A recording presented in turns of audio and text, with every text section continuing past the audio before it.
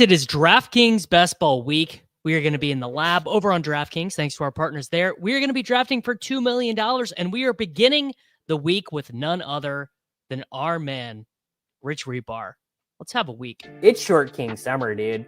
It just feels like no one in fantasy sports ever learns anything. Does he mistime it, or is Brock Bowers just a grown man? Brock Bowers is just a grown man. Dare I say, Rich, football might be back. In the words of Lane Johnson, this offense looks constipated. It's Short King Summer. All right, GM, everyone. Reebs, man, we are getting perilously close to the beginning of the season. We are in a DraftKings Best Ball $2 million champ, $15 million in the prize pool. We are drafting out of the 9 slot. My man, how's everything treating you? Are we getting excited?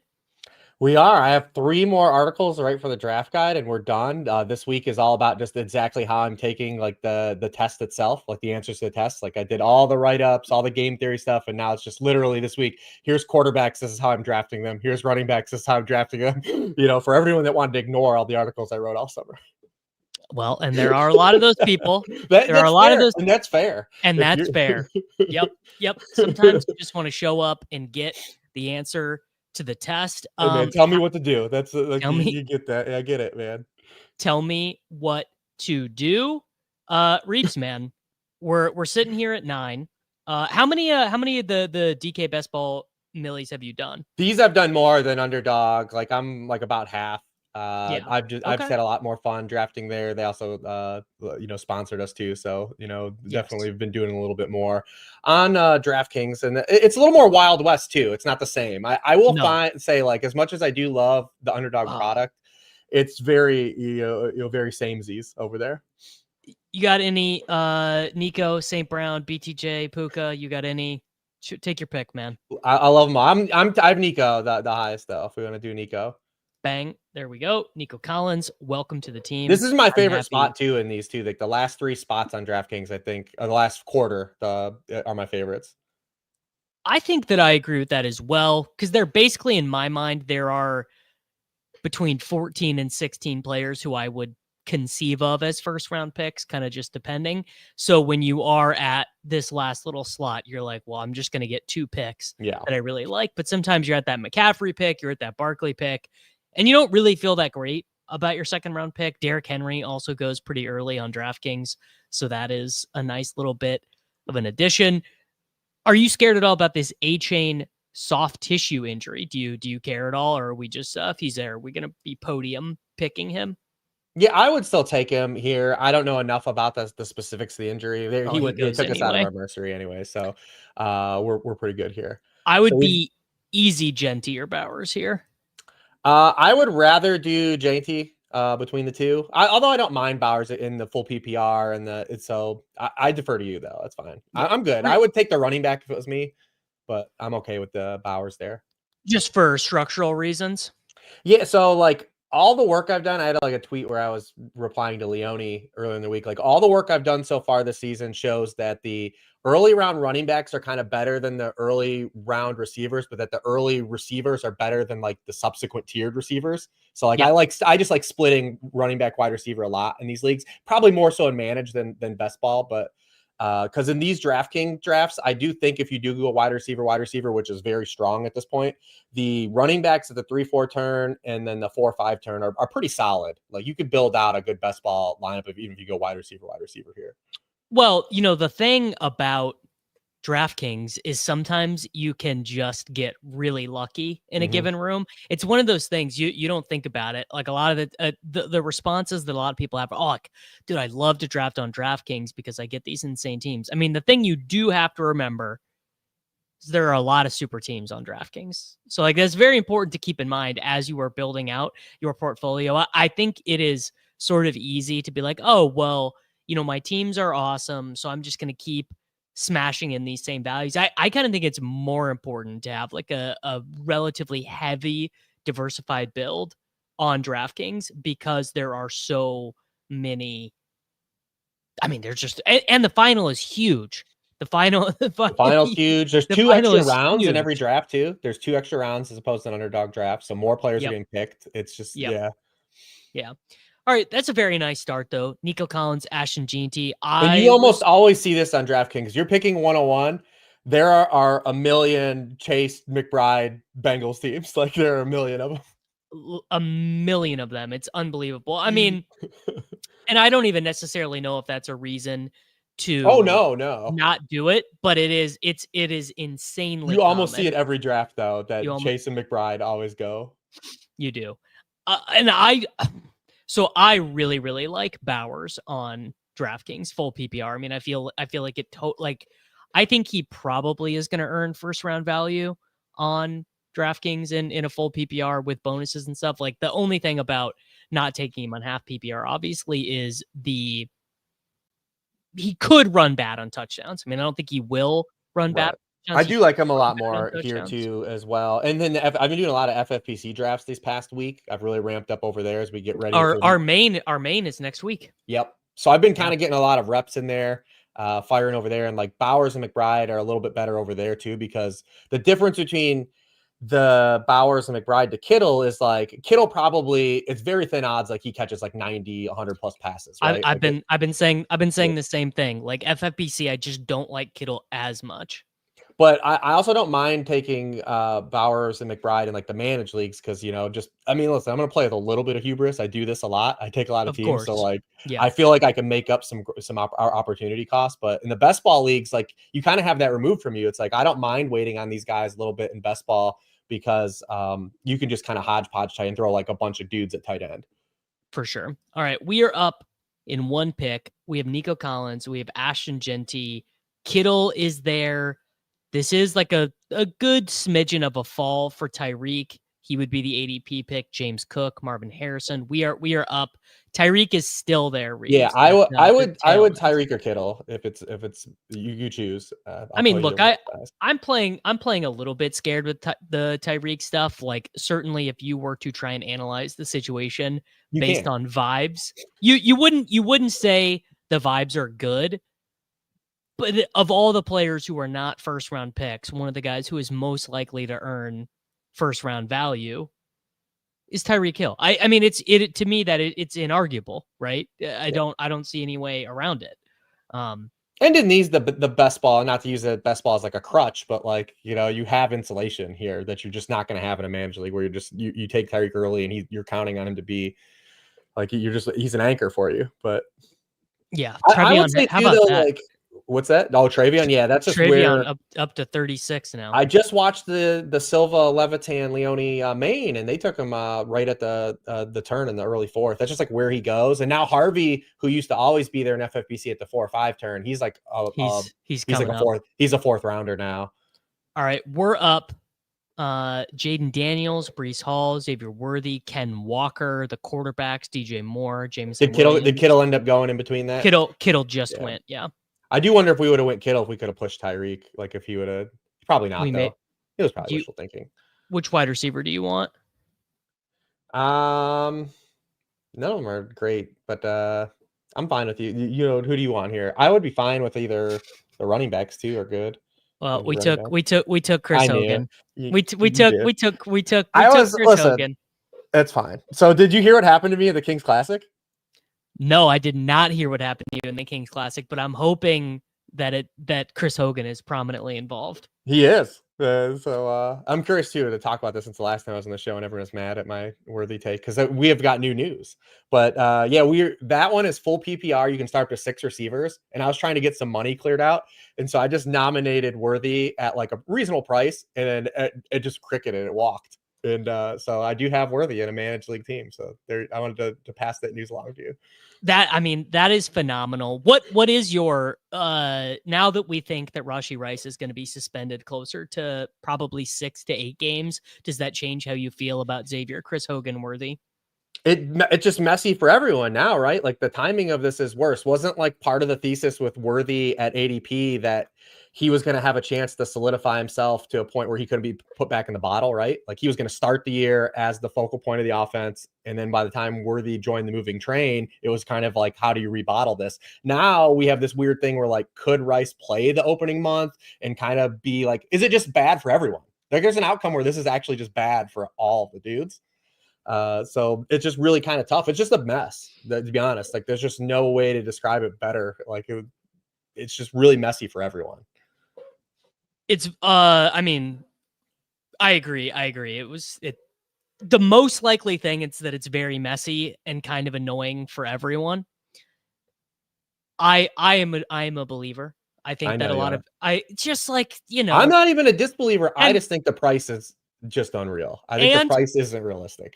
To be fair to me, I am applying this logic universally. I'm drafting Keon Coleman, even though I don't think Keon Coleman's very good.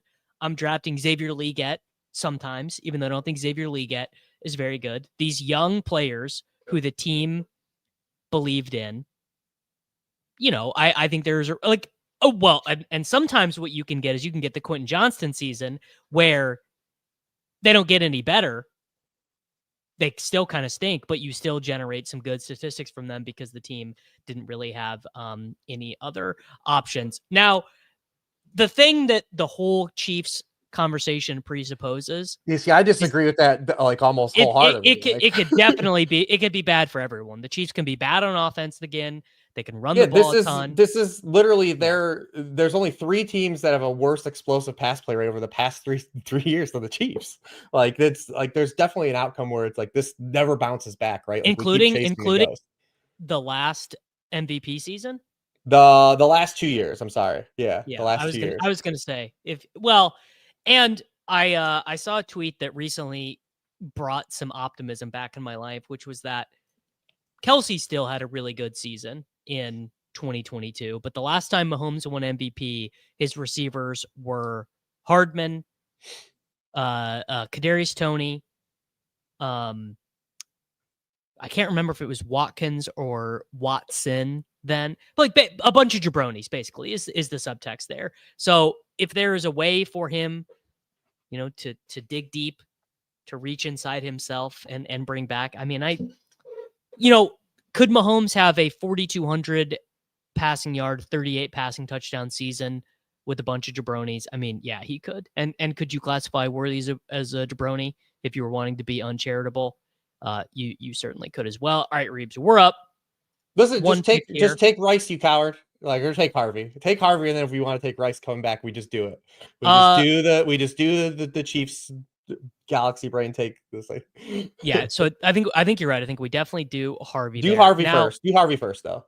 I did. Now let me tell you why I'm a little bit out on Rice, even under this theory. I think the way things are coming down now. Yeah, it's for big tournament stuff. It's not great. Like there's a real chance that he misses one, if not multiples, of the fantasy football playoffs. If the hearing happens on September 3rd or September 30th, Sue Robinson takes a little while to think about it. Rice and the Chiefs maybe ponder appealing the situation. There's a chance he's suspended from like week 12 to week 18. There's definitely a chance of that. I don't think it's very high. No, it's definitely non-zero though. Yes, correct. All right, I would take Rice. I actually don't think this is where I have him ranked. No, this is where I have him ranked. Him or Deebo. Pacheco. Come on, man. Let's just do it. Well, maybe we'll get stay off. No, stay off my lawn takes Diggs. Just do it. All right. You know what? I'll live a little. I will say in managed leagues, if we're entering the season kind of as we're expecting, I still think he's worth the squeeze in managed leagues because, you can have the opening month of where you get the wide receiver one at a discount. I feel like I'm a good enough player to make up the middle ground. Right. If he comes back, before the playoffs, you've got that guy in the hole, right? Like, so I do like him still in managed leagues as cost. Again, that's operating with a little bit of hubris, but. No, I was going to say I prefer him quite a bit in managed because, again, you can play with a little bit of hubris. You can say, all right, I think I'm going to be better at the waiver wire. I think I'm going to be better at start sit stuff than a bunch of my opponents. I can make up for it.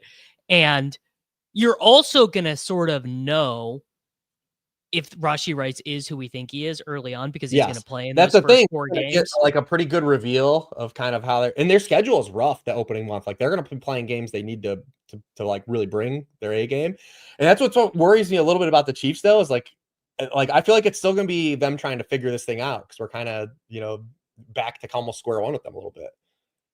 Oh, absolutely. I mean, there is a chance they're gonna have a rookie left tackle to open the season, which we believe will ultimately end up as an upgrade of what we closed the year with the Chiefs. Yeah, I was gonna say, man, yeah, absolutely. I think Simmons right now. Now, I can remember they moved Tooney over to left tackle at the end of last year. Yeah, I can tell you that Chiefs fans that I get a lot of on my timeline are not particularly happy with the team. They think the defense is going to be bad. They think that also from a fantasy football stance, the Chiefs do not care about your fantasy team. Like they've already established this. Don't. That's my other problem, is they do not care about the stats anymore. This team does not care about stats anymore.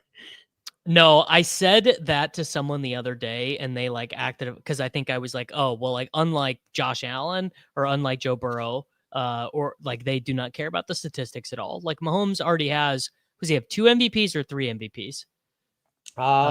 Does he have 3? I mean, dude, they've been to 7 straight title games. Like, yeah, it absolutely, like it, it just doesn't matter. Said it doing this, that they're happy to give Kareem Hunt 10 touchdowns. Oh, look at Team 4 with the 3 QB build. That's fun. It's the Wild Wild West, brother. I think a great way to play on DraftKings, a great thing to remember, is that you are not entitled to your stack, and the room is no. that for quite often. Yeah. So I think if it's like, even if he's there, I think we absolutely pass on Kelce here without Mahomes. I mean, it just don't think it makes a ton of sense. Yeah, so we have some options. We have like Stroud to a deep stacks if we want to go that route, or QB2. We can, obviously I like Nix and Harvey together. Stroud is pretty cheap. We should talk about the Texans backfield here in a little. We do have famously 2 guys who do not get along: Tyreek Hill and Tua Tagovailoa. I don't know if that's necessarily true. No, I feel like that stuff's kind of overblown. I think that's probably fake. Tracy is an option here. Hawkinson is an option here. You see anything that's leaping out at you? I prefer Andrews to Hawk straight up if you want to wait. I'm fine with that. I have Andrews. I have Andrews ranked pretty high. Running back would be B-Rob. This likely injury is massive for like his run out. You want to just take Addison? Addison and Rice. We'll just take all the. Oh shit! We took Mark Andrews. That's fine. Fine. No, that's totally fine. I actually like the theory of drafting Jordan Addison and Rashee Rice together, because theoretically Addison comes back when Rashee Rice should theoretically be suspended. So it's like you've drafted one wide receiver one. I would prefer they both played. Yeah. Yeah. I really don't. I think that doing Kelce. Mahomes is gone though. Correct. Drafter or chat.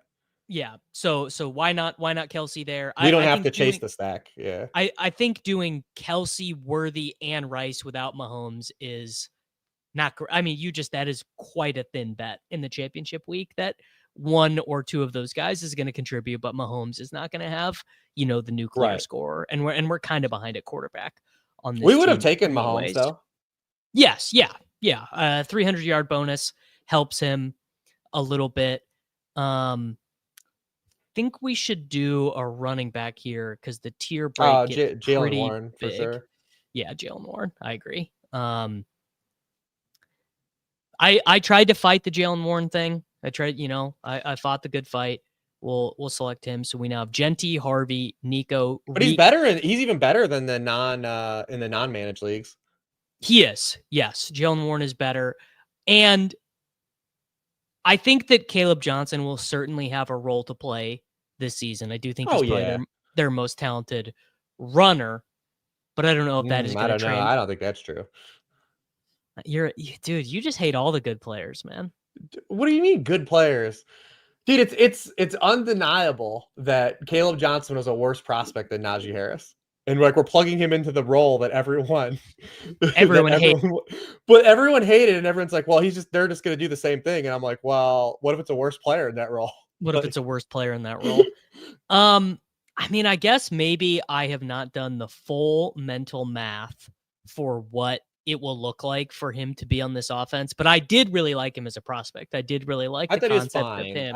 I didn't really love him because he's a big back that wants to play small. The other thing that Jaylen Warren gets discredited for is like the dude's 215 pounds. Like he gets like the Ekeler comps. Yes. Yeah. Like he's 215. I do this. I do this in my head. Yeah.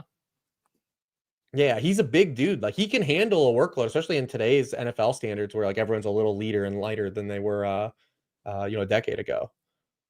Yeah. Now to be fair, yes, this is true. Kaleb Johnson took a snap with 6 minutes left in the third quarter of that preseason game. I'm trying not to He's do still so a guy much... you don't care if you're wrong about week 1. Yes.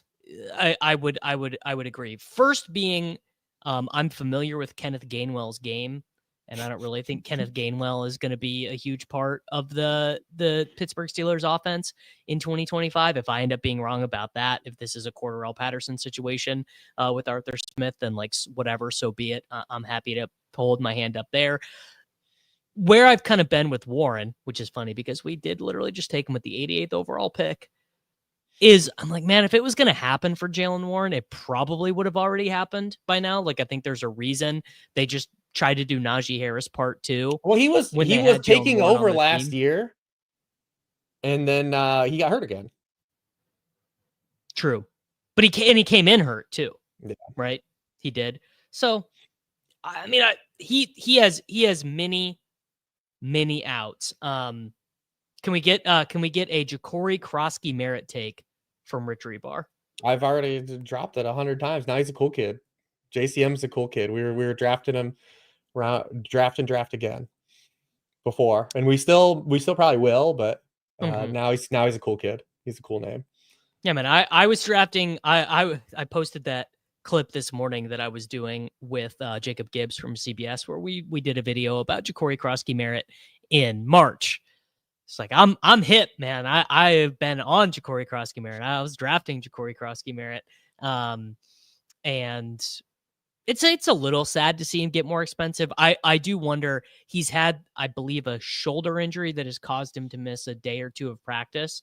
I do wonder if he plays tonight, and I wonder the range of outcomes of things that could happen to his average draft position if he plays on Monday night. Like if this guy rips off a 17-yard like touchdown reception from Jaden Daniels, I think he could legitimately flip Brian Robinson an average draft position. Like it could get insane. I don't think they'll trade Brian Robinson because like who's trading for him, but right. I mean, what would even be like the theoretical upside spots for him? Houston, Dallas. Exactly. All right. We are up in 1 pick. Skill position stuff is looking pretty thin. We got to take quarterback. I was going to say, do you like taking Drake Maye and then just taking one of these other? I don't mind doing because you can still do Hunter Henry as a tight end 2. You can do Kyle Williams if you want, Demario Douglas if you want. The other one would be Purdy and then doing Ayuk. I mean, this is going to be a 3 QB team regardless, so you might as well get one now. Let's do Drake Maye, and maybe one of the other ones will come back around because I noticed I updated my DraftKings rankings this morning, and I did just notice how low Brandon Ayuk's ADP has gone. I don't even like Brandon Ayuk. I think that I think Brandon Ayuk is like not that great of a player relative to what we thought he was anyway. And he's injured. Like it's kind of crazy, but Maye is obviously like one of the best back stackable quarterbacks. Demario Douglas, really good. I mean, you can certainly take, I guess, Kayshon Boutte, Mac Hollins, whoever you like, because I think one of those dudes are going to be. That's you still taking Trey Tucker? I was thinking about you the other day. You still this year I haven't been drafting Trey Tucker.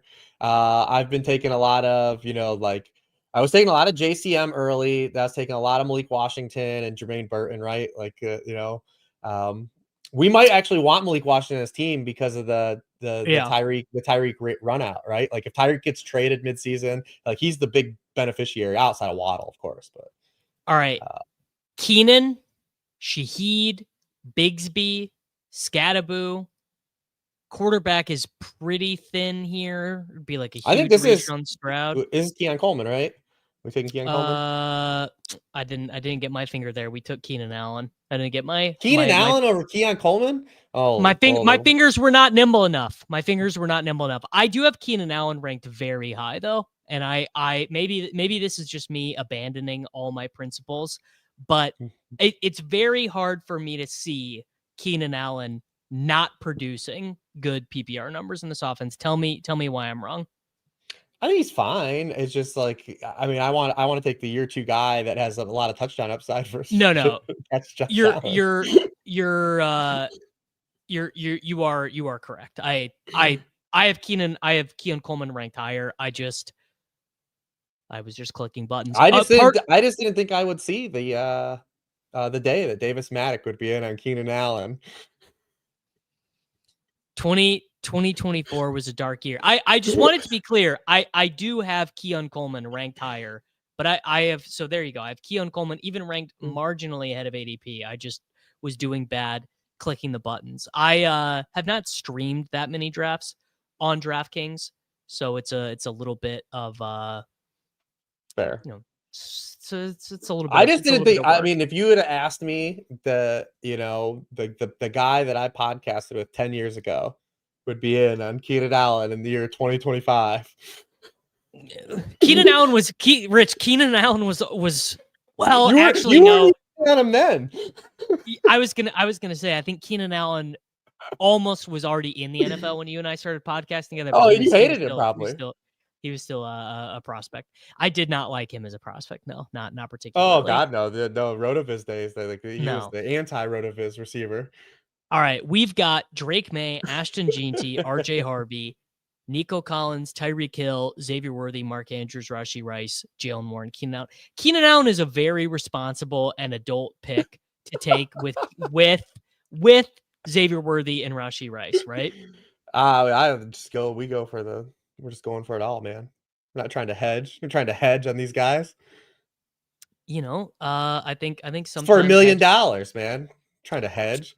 $2 million. $2 million. I mean, not trying to hedge on a given team, but I don't hate kind of hedging in your portfolio. Like I take a lot of McCaffrey, but I also take a lot of Guerrero and I take some Jordan James as well. Because I'm like very confident the 49ers backfield you want to be invested in. And I'm very confident that McCaffrey is an insanely good pick, but I'm not 100% confident that Christian McCaffrey is going to stay healthy for the entirety of the season. Right. I mean, it's funny is, fantasy football has very few like binary thought process that we try to make binary, but really the CMC one is as binary as it gets. Like you either believe he's playing football or you don't. Because no, you ever hear really anyone say the argument. And I think you could probably like get there, but no one's argument against CMC is like, I think he's gonna be really bad this year. Like no one. It's so true. All right, that's never the teardown, which I think you probably could because you say like Trent Williams, if he's banged up, like you could actually get there. Just that's never the case you heard made. All right, there we go. We were able to get Stroud around. So we're going to take CJ Stroud here. That brings us to 2 quarterbacks, 3 running backs, 5 wide receivers, and 1 tight end. There are, this is the classic turn of the Hopium tight ends because Kyle Pitts and Dalton Kincaid are Spider-Man pointing at each other. Hunter Henry will be in our future, I think. Hunter Henry will be in our future. I think Demario Douglas will probably be in our future. Kyle Williams. Kirk gone? Is Kirk gone? Did we lose all the Stroud? We lost all the Stroud backdoors. We're gonna do like Woody Marks. No, first we have Nico. Oh, we have Nico. Oh shit, my bad. Yeah, we have, but we also have Jaylen Noel. Yeah, and Woody Marks. Yeah, Noel and Higgins ran the same amount of routes with the first team in the most recent preseason game, which doesn't mean anything, but could mean something. All right, we are up in 1 pick. We're definitely not taking Ramondre Stevenson, which is what the sidekick wants us to do. No, you can do, if you want to do DeMario, you can. If you want to do Tootin or Blue, I'd rather do that. Like add Tootin or Blue. I'd rather add one of those guys if we. Yeah, let's just do Tootin, right? Because we're gonna get Hunter Henry And honestly, unstacked Drake Maye is not like the worst thing in the world. I mean, I wouldn't say you want to actively go into drafts doing that, but like if you show up in week 17, Drake Maye runs for 1 touchdown, throws 1 to Mac Hollins, 1 to Austin Hooper, and 1 to Kayshon Boutte, you're None probably of those okay. guys are playing in week 17. Dude, Austin Hooper is going to be playing 62%. Austin Hooper probably will be, but Austin Hooper will be. Mac Hollins okay. going to be playing. What do you think the Patriots week 17 offense will be? I think their 3 wide receiver stuff is going to be Douglas in the slot, Diggs and Kyle Williams outside, Travion until the goal line, and then Hunter Henry. Then Mondre's coming in. Yeah. I will say, as much like Mondre and Travion Henderson are like the perfect pair. Everything that Ramondre sucks at, Henderson's good at, and then anything you might have a question about size wise, you just have Mondre take that stuff up, like kind of like Judkins last year. So it's sort of interesting with. I don't think Stevenson's a bad player. I will say that. That's what I was about to get to. I feel as if everyone kind of wants to be like, oh, well, Hunter Henry's still good. And, Pop Douglas is great route runner. Nothing that went wrong with the New England Patriots last season was anyone's fault, but Ramondre, right. Exactly. It's like Ramondre was pretty good 2 years ago, right? Was a pretty good prospect as well. The University of Oklahoma. Like and maybe this is on me because I'm obviously and they're really still financially committed to him a little bit. It wasn't, I don't think it was the current regime that he got the contract under, but he still has a little bit of money left. No, it was 2 regimes ago, right? It was last offseason, right? That he got it. I can't remember. I think it was last year, maybe the year before. Yes, yeah, because he's on year 2 of this deal. So, but I don't think he's just gonna be dead though. Like, I mean, they don't even. I was gonna say they don't even really have an out on his contract next year either. Well, if they keep him on the team until 2026, they can get out of his deal scot-free, $0 of dead cap, $3.5 million of dead cap to cut him next year. Which I just say it makes sense that they are used as a tandem, and it's going to make Travion. That doesn't mean Travion can't hit it as ADP either, because we've seen in recent years as the 300 touch running backs kind of don't exist anymore, that that his archetype can get by in 200 touches in today's NFL and be fantasy relevant. South Achane and Gibbs, like he's that kind of player. Yeah. And same thing with Harvey. I feel very similar about Harvey. Like those 2 guys were just like borderline smashes when they were 4 or 5 turn guys. Now they're both like firm 4 guys, which is a bummer. Yes. Seems like Brian Robinson Jr. is not going to be playing tonight in the preseason game. So, Windhurst meme. Now, I mean, should we just take him? Who, B-Rob or JCM? No, Jacory. In round 13? That How about that? I mean, it was still like that was a mercy, like to not have us go slappy. Let's do Hunter Henry here. Yeah. that was the deity stepping in. That was. I think that honestly okay, I was gonna say that's not that early for Hunter Henry. That was a little early for Hunter Henry, but I didn't really know who we were gonna take, and I was too busy tilting right there. All right, so we got Hunter Henry, so we have our stack. So we probably need a wide receiver here. Anyone doing anything for you on this list? I just sorted by ADP. Kyle Williams is there. Cedric Tillman. Yeah, Kyle Williams does kind of make sense still. I would be fine with Tillman too. Any of those guys are good. Tillman's kind of fun. You already bet against Keon Coleman if you want to take Josh Palmer. Oh, Josh Palmer. I did that show with Dwayne though, and he does check off it's not a sexy group of guys that check off the boxes we're looking for, like the players that moved in free agency and then had teammates move. But Josh Palmer and Tutu Atwell are kind of like the 2 guys that stand out. Well, Josh Palmer just went, so give me Kyle Williams, Tillman, Wan'Dale, Thornton. Take your pick. Any of those guys are fine. I would take just Kyle Williams because we took Maye and we didn't take Diggs. Yep. Think that's the right call. So we are at a 2-4-6-2. Our quarterbacks are Maye and Stroud, so we definitely need a third. Our tight ends are Mark Andrews and Hunter Henry, so we're probably just going to take a third there as well. I mean, that's basically what I do on DraftKings every single time. I do a 3-6-6-3. I believe the reason why Tillman played yesterday is he has not played organized football in a long time because he had those concussion issues last year. But I mean, man, what did you make of this Isaiah Bond thing? Do you think they're actually going to try and play Isaiah Bond?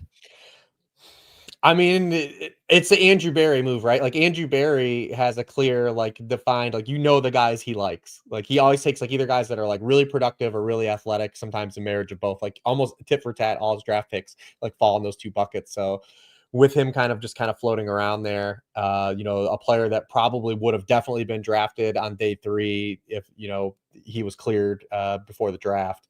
I think it makes sense from his archetype. Now, from a PR stance, the Browns probably shouldn't have been the team to do it to grab him. So especially with the Judkins stuff kind of still going on, it's resolved but not resolved. It's just and the Watson stuff to follow. Like the Browns just didn't need to bring this upon themselves, basically. But Bond can play. Like there was a stretch where he was better than Golden last year, not the final stretch, but there was a stretch this season he was better than him. Man, I was gonna say he had Bond, they started the year with the passing offense built around him. And then they realized it wasn't really working. And then they started to build it around Golden. And then they won a bunch of games. Again, another win-torch situation. But even at that point, before this behavioral is maybe not the word, disciplinary, whatever you want to call it. Before that stuff came out, Bond was being mocked still as a round 3 pick. Yeah. It was a legitimate surprise that he went undrafted. I think I had him wide receiver 9, before, everything went down. Yeah.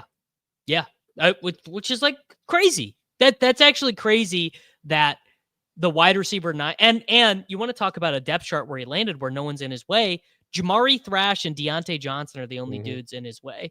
Which and Tillman's an unrestricted free agent, I believe, after this year. Tillman is on the last year of his rookie contract. He's in year 4. There you go. So yeah, he is earning a base salary of. So I mean, it is from a dynasty stance. Like if you're in league, no, he's only in year 3, so he's got. Oh, he's year 3, so he's got one more year. 3. Yeah. So, I mean, it is kind of open for him, but. Yeah. All right. We are up in 3 picks. Oh, yep. Positionally, what are you thinking? Wow. All the quarterbacks are gone. They're all gone. We could have used one more. I still don't mind if you want to do Dart at some point. I was going to say, because Drake Maye's buys week 14, and by then we believe Dart is starting week 14, and it gives you 2 more bullets to throw at the position. So I actually don't mind Dart. You can even do a Dart Slayton pairing. Dart Slayton I like. Dart Theo Johnson is probably one of my absolute favorites. All right. Yeah, I think you just do Dart because I was going to say we don't want anyone else. Dart. Yes. We don't want either Saints guy, and you're not going to try to guess what's going to happen with the Browns at some point during the year. Like we know Dart's going to start games this year, and theoretically by week 14 we'll be seeing him play. Oh, does he have the same bye though? Is it the same thing? They have the same bye, don't they? Yeah, but we have CJ Stroud. Oh, okay. So it's fine. We have week 14 covered. We're chilling. We are up in 1 pick. Wandale. I actually totally forgot that they had the same bye. Full PPR Wandale Robinson. Oh, that's easy. Yeah, that'd be an easy hit. Oh, did he go? Oh, we should have taken him first. Oh, horrible stuff. Horrible stuff happening. We should have taken him first, though, to be fair. Any of these running backs doing anything for you? They're all fine handcuff guys. Who else did we see? Didn't we see someone else on there?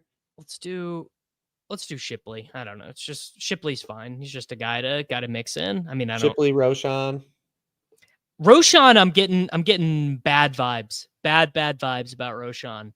Combination of this foot injury, Manungai, getting some solid-ish buzz. I don't know. You got. Yeah, that's who we should have. That's who I saw. We should have taken Noel. Maybe we still can. I knew there was a name on the list that we could. There you go. Yeah, we should have taken Jaylen. Jaylen Noel probably come back to us because we didn't take Kirk on this team, so we just take we're already. Jaylen Noel gets to my 20th round pick on DraftKings with some regularity. Yeah, I wouldn't take Roschon in managed league, but I still think in best ball he's still drawing live to have the first crack at goal line stuff. And if he's just fine, you just soak up a couple touchdowns. Yeah, right. I think that seems fine. Yeah, I mean, I'm not saying in managed league you're not drafting him. No, Roschon is our friend Drew Dinkmeyer's most drafted player, which is just it's some phenomenal stuff. I mean, if he's the goal line guy though, if he's like the Jamal Williams dude, that's fine in best ball because if he can score 8 touchdowns, then you might get to plug him in your lineup on random. All right, leagues. Let's give the people what they want, Reebs. Let's say theoretically, Brian Robinson Jr. does get traded. Where are you at on Austin Ekeler? Similar. I think he's a really good best ball pick. I think that his age and the concussions he had last year, I don't think they want to have him fill. Like when Brian Robinson was out last year, they actually increased his workload and he got banged up both times. I don't think they want to do that again, given his age and concussions last year. So I would still think he's a good best ball pick, kind of sketchy managed league pick. Because you're just gonna get mad. All right, I was gonna say my thought actually, not that I particularly disagree with what you said, but my thought was, well, I actually might really like him for managed because he's not gonna last the whole season if he's forecast in any kind of lead role. So just for the 7 games that he projects really well, I'll just play Ekeler, and then when he rolls his ankle or whatever, then I won't use him on that week. Yeah, I think he's gonna be a guy you're gonna talk yourself out of a lot of week. You're more or less gonna be looking for. They're gonna be like, oh, I have so and so with a good matchup. Austin Eckler's kind of just been he's still in a committee. I'm gonna bench him. Probably doesn't have immense touchdown upside either. But I guess he theoretically has the experience if they wanted to use him at the goal line over McNichols or JCM if B-Rob were to get traded. So, but I don't think they want to give him a real high workload though. I don't get that. I mean, people forget. People do actually forget. Austin Ekeler, multi-time. He finished as a running back one. Oh yeah, one twice. No yeah, he back-to-back those 2 years. I think he had 18 touchdowns and 20. Yeah, the one year they did throw 700 passes.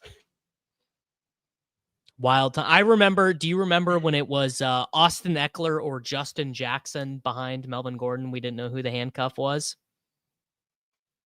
Really, Justin Jackson. Yeah, real good times, man. Really incredible. Northwestern's finest. You can still get Noel now. Yeah.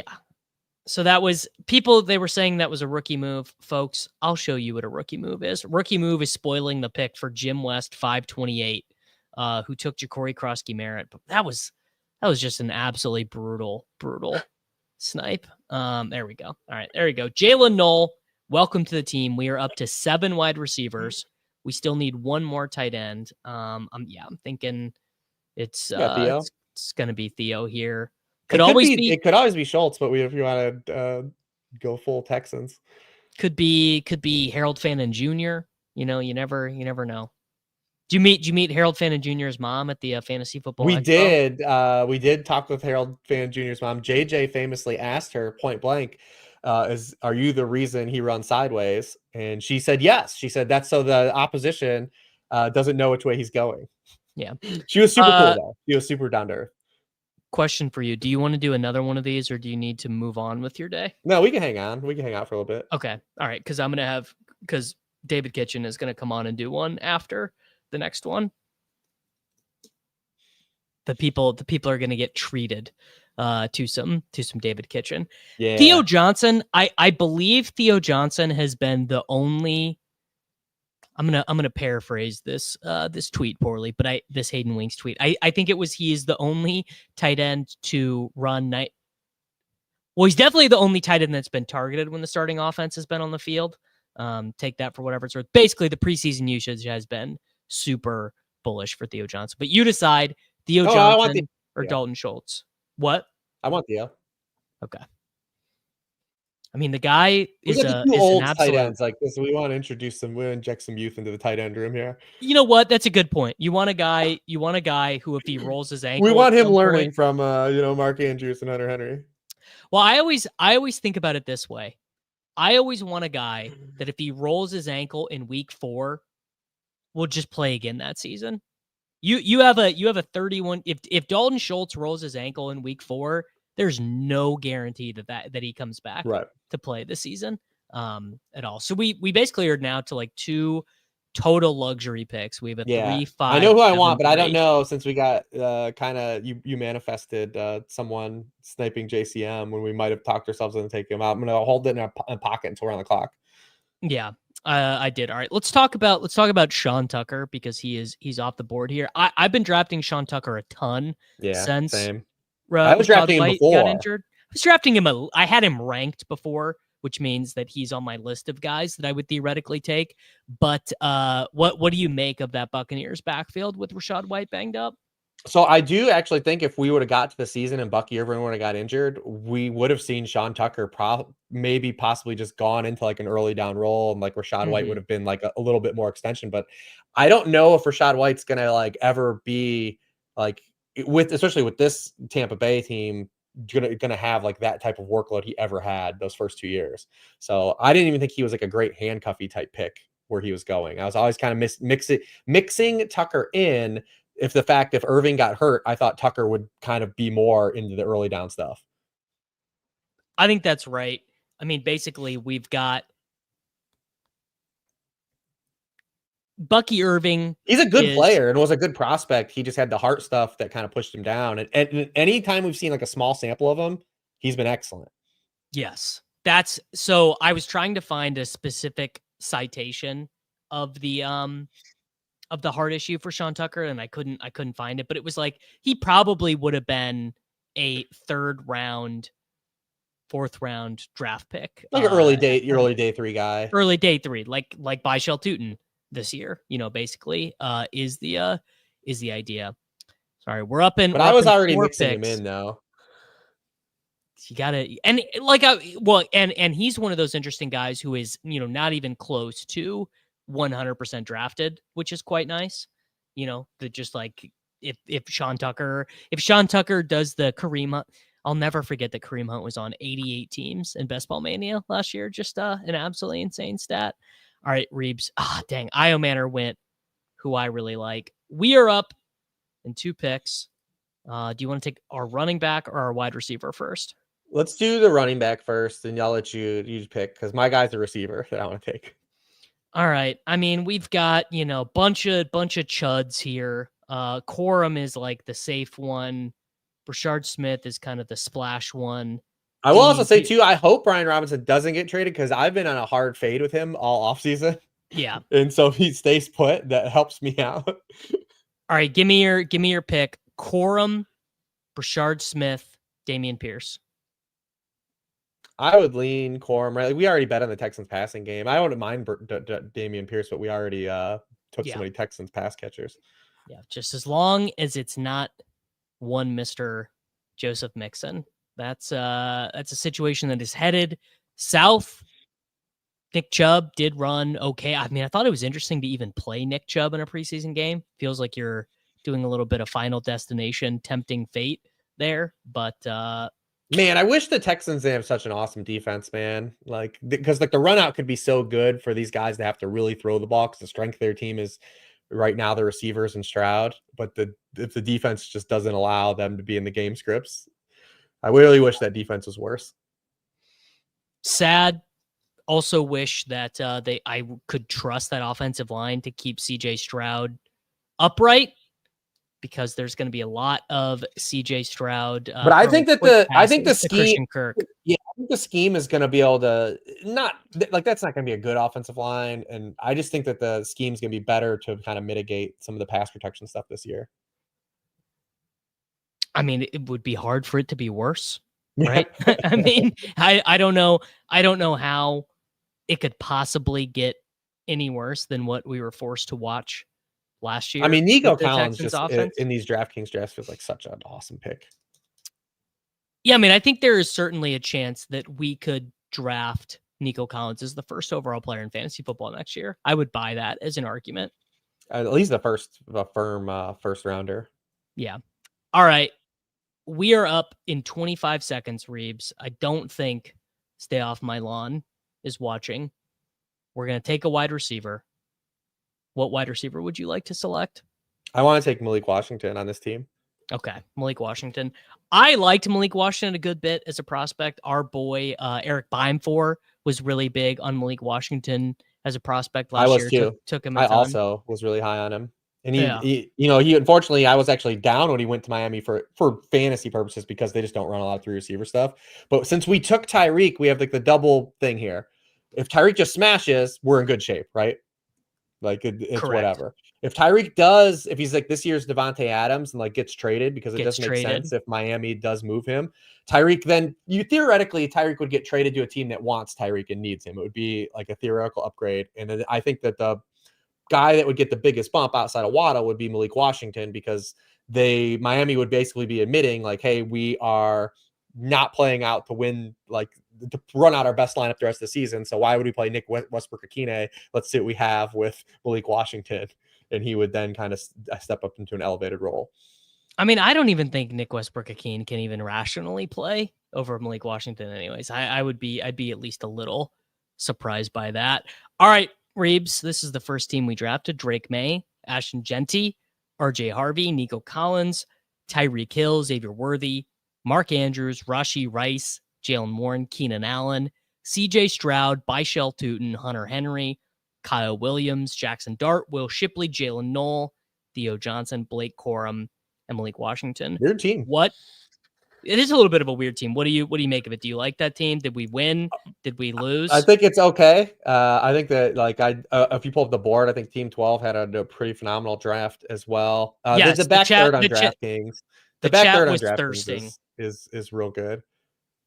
The chat was thirsting over Team 12 as they do.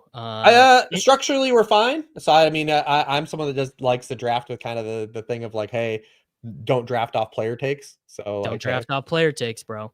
So then, yeah, I like it. I think it's fine. It's maybe it'll be one of the better teams. It's a very weird team. I do not have like this combination of players very, very often.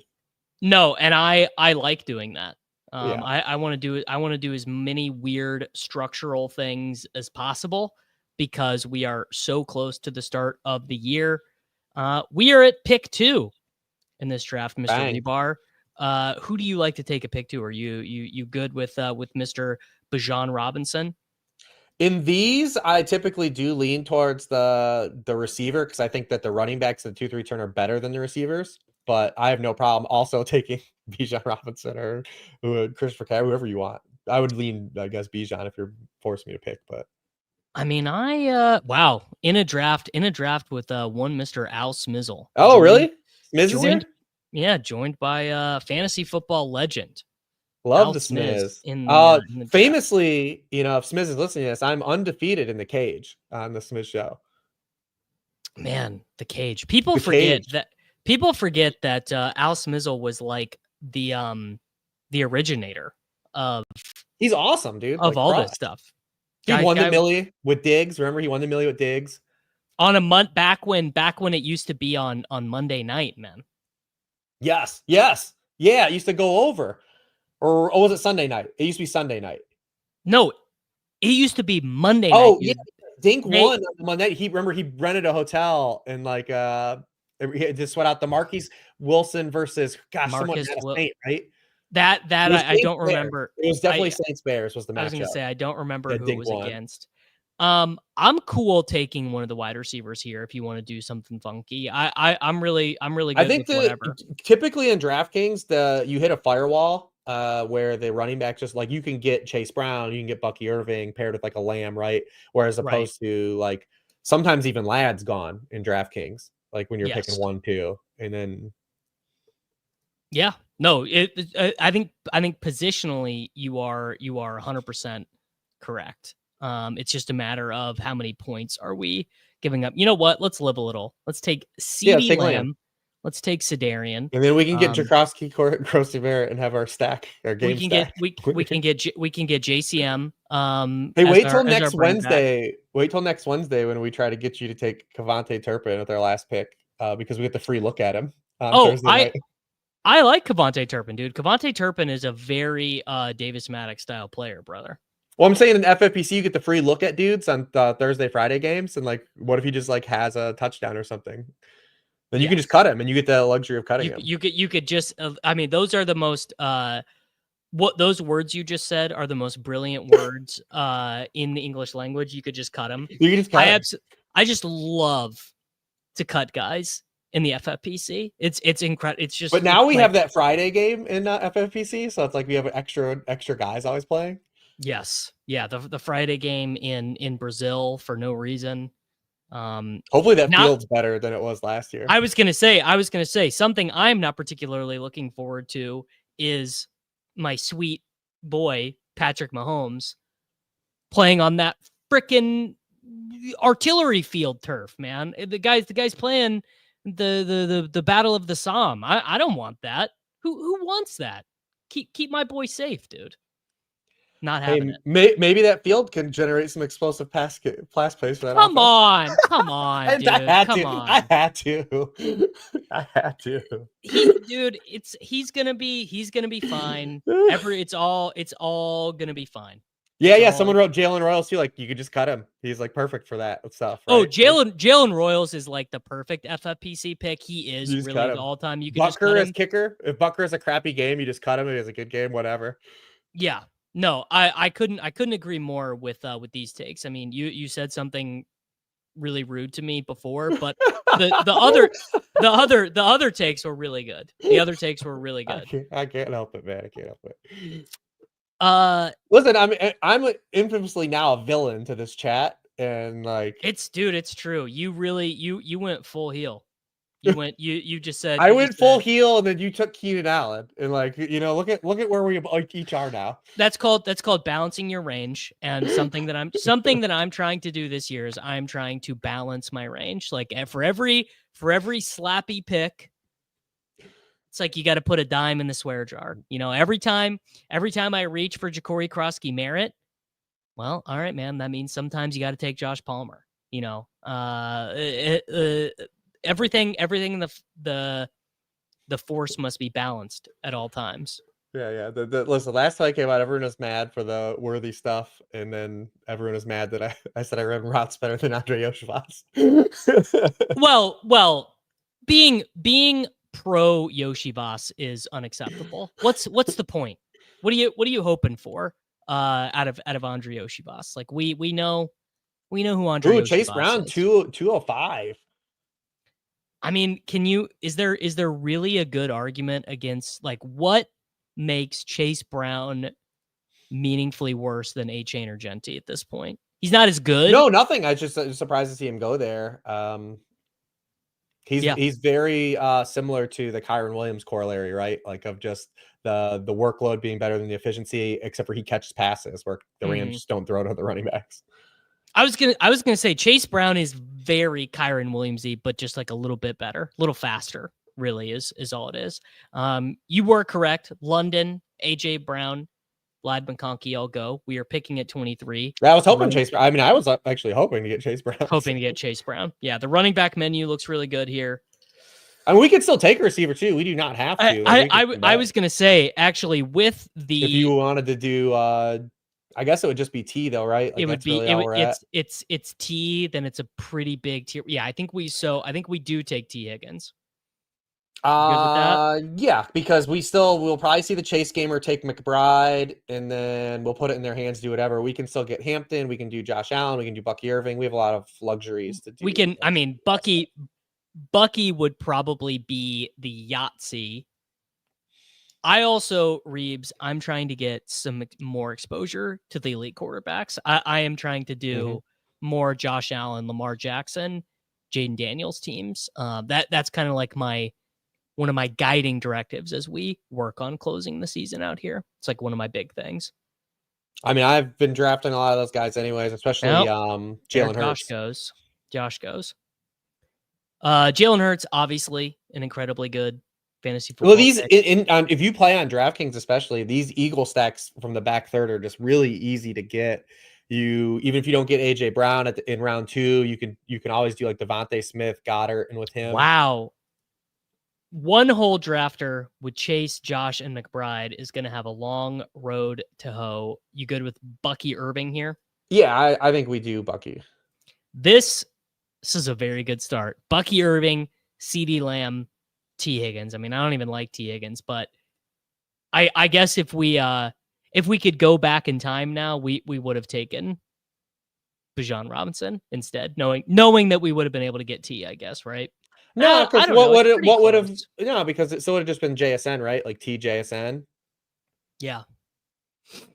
We just need to. I love Lamb on DraftKings, man. I mean, I just very we still have the option to potentially do a Dak double as well. Correct. Yeah. Don't talk too loud about George Pickens around here. Where's Smiz at? Where's Smiz at? Where's he picking? Who do you go? Neighbors Bowers. All right. Mr. Smizzle is drafting at the 1-9. I'm gonna keep an eye on Smiz here.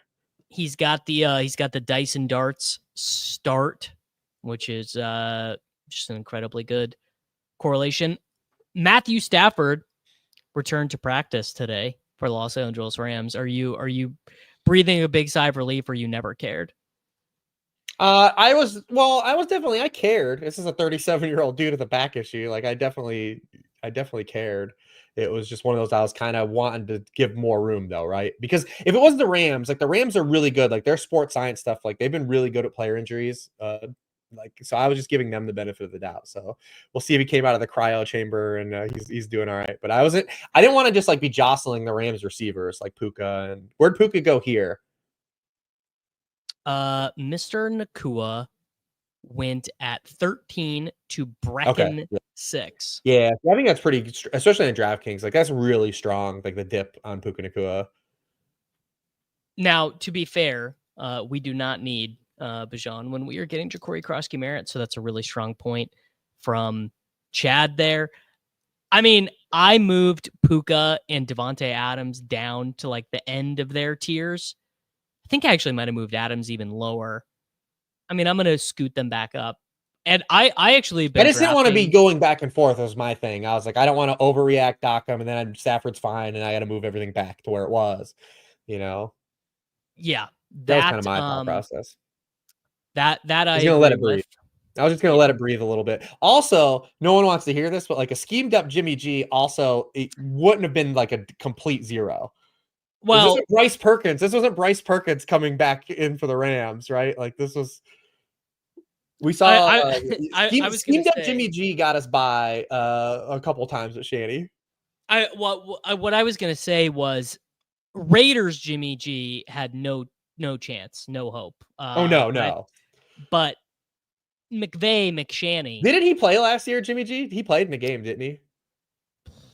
He threw for like, honestly, didn't he throw for like, he played in the finale and threw for like 340 yards, didn't he? Is that, I'm the without Puka, he played against like the Seahawks first team defense. I swear he threw for like 335, like 2-2 Atwell. Wow, I had not remembered this at all. Because they were in the playoffs. They benched Jimmy Garoppolo, 334 yards, 2 touchdowns. Without Puka. Demarcus Robinson, 3 for 72. Tyler Higbee, 5 for 46 and 1. Tyler Johnson, 4 for 35 and 1. Jordan Whittington, 3 for 86. I had no memory of this game. Yeah, it happened. Couldn't. Where were you for Week 18 Seahawks Rams? What was I doing? What was I more locked into in Week 18? I would love to know too, but I was gonna say I bet I was probably sweating something really stupid, like Carolina Atlanta for some reason was 44. Great dip on Hurts from the other guys there, man, and the AJ Brown drafter got Hurts too. That was great. Yes. All right. They're going to take Devontae Smith coming around too. It's going to be awesome. Is something going on that, I was going to say the sidekick just broke because it was still displaying Tyreek Hill there, which is not the case. So I need to reset that. All right. We are up. We take Pickens for sure, right? Like we just tried it. We're trying to force this. Yep, we take George Pickens, and then we just see what comes back around. Although I will say, Breece Hall, I think I'm officially in. The market is overreacting at this stage. In best ball, for sure. Like, I don't have any problem with him still. Talented player at this point. But I still worry from managed league stuff because of the Justin Fields experience. He's just not good for players in fantasy, and outside of the one DJ Moore season we have. What if Garrett Wilson is my generation's DJ Moore? Have you thought about it? I have thought about it, and that's about as long as I've thought about it. I have Garrett Wilson, like, I think where do I have him overall? Like pick 50? I'm like not even close. I'm not even close to the market on him though. My goodness. Breece is still, I mean, I think this is just an easy selection of Breece. Yeah, we could do Breece. We also, I mean, Connor stacks with T. You choose. Or Harvey. I'm fine. I do Breece. He's the best. I mean, I just think he's the best player out of all of them. Let's just keep it as easy as that. To me, that is just so much of an overreaction to the information you get from the preseason. Like I'm not worried about the preseason stuff. My stuff with Breece Hall is that he's never had more than 5 rushing touchdowns in a season. He's placing now with a mobile quarterback, like a guy that could steal touches inside the 5, and if Braylon Allen steals touches inside the 5. Plus, they're probably going to have like over 100 fewer dropbacks than they had last year. So like the receiving stuff's not even a big boon to me because they're going to lose so many dropbacks versus last year. But in a best ball, I have no problem with that. I think managed, he's going to be a little bit of a headache, though. I don't want any Jets in managed league. I'll just be honest. I mean, probably just no Jets in general is probably fine. Like, I would say that's a fine strategy. Although, I mean, Justin Fields is damn near. He goes too high, I think, in managed leagues. Like, he goes ahead of Drake Maye usually. I just have Drake Maye. Well, he's a much better runner than Drake Maye. I mean, yeah, we like Drake Maye. We know like there's good so Fields is like a great guy to get you by at QB, but I don't think like the odds that he ends up as a top 5 guy I think are just too thin, right? Like he has to have a magical passing season that I think is just really hard to coax yourself into saying is believable at this point. I mean, it does feel like he will probably just run for 1,100 yards if he starts 17 games. It's probably lofty, but he's going to rush for. We already bet Justin Fields over rushing yards on the site, so I'm definitely in on where they set that market. I mean, Justin Fields has on his resume a 1,200 rushing yard season. I'm not making this up. This happened. I was there for it. Yeah. You were there for it. Justin Fields ran for 1,143 yards and 8 touchdowns, led the National Football League in yards per carry. I mean, it's gonna require some luck. It's gonna require them to win some games they probably were not supposed to early. That's not the Crane's not here. I have to defend Drake Maye's ultimate run out. Valid. I mean, dude, I am a Drake Maye guy, but I think even the most bullish Drake Maye guy would tell you he can't run like Fields runs. So the year that Justin Fields ran for 1,100 yards, he only had 3 top 3 scoring weeks. But he finished the quarterback 1.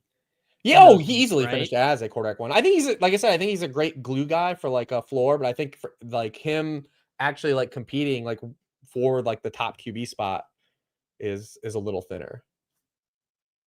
Yeah, I think that's valid. All right, listen, Drake Maye is gonna Drake Maye.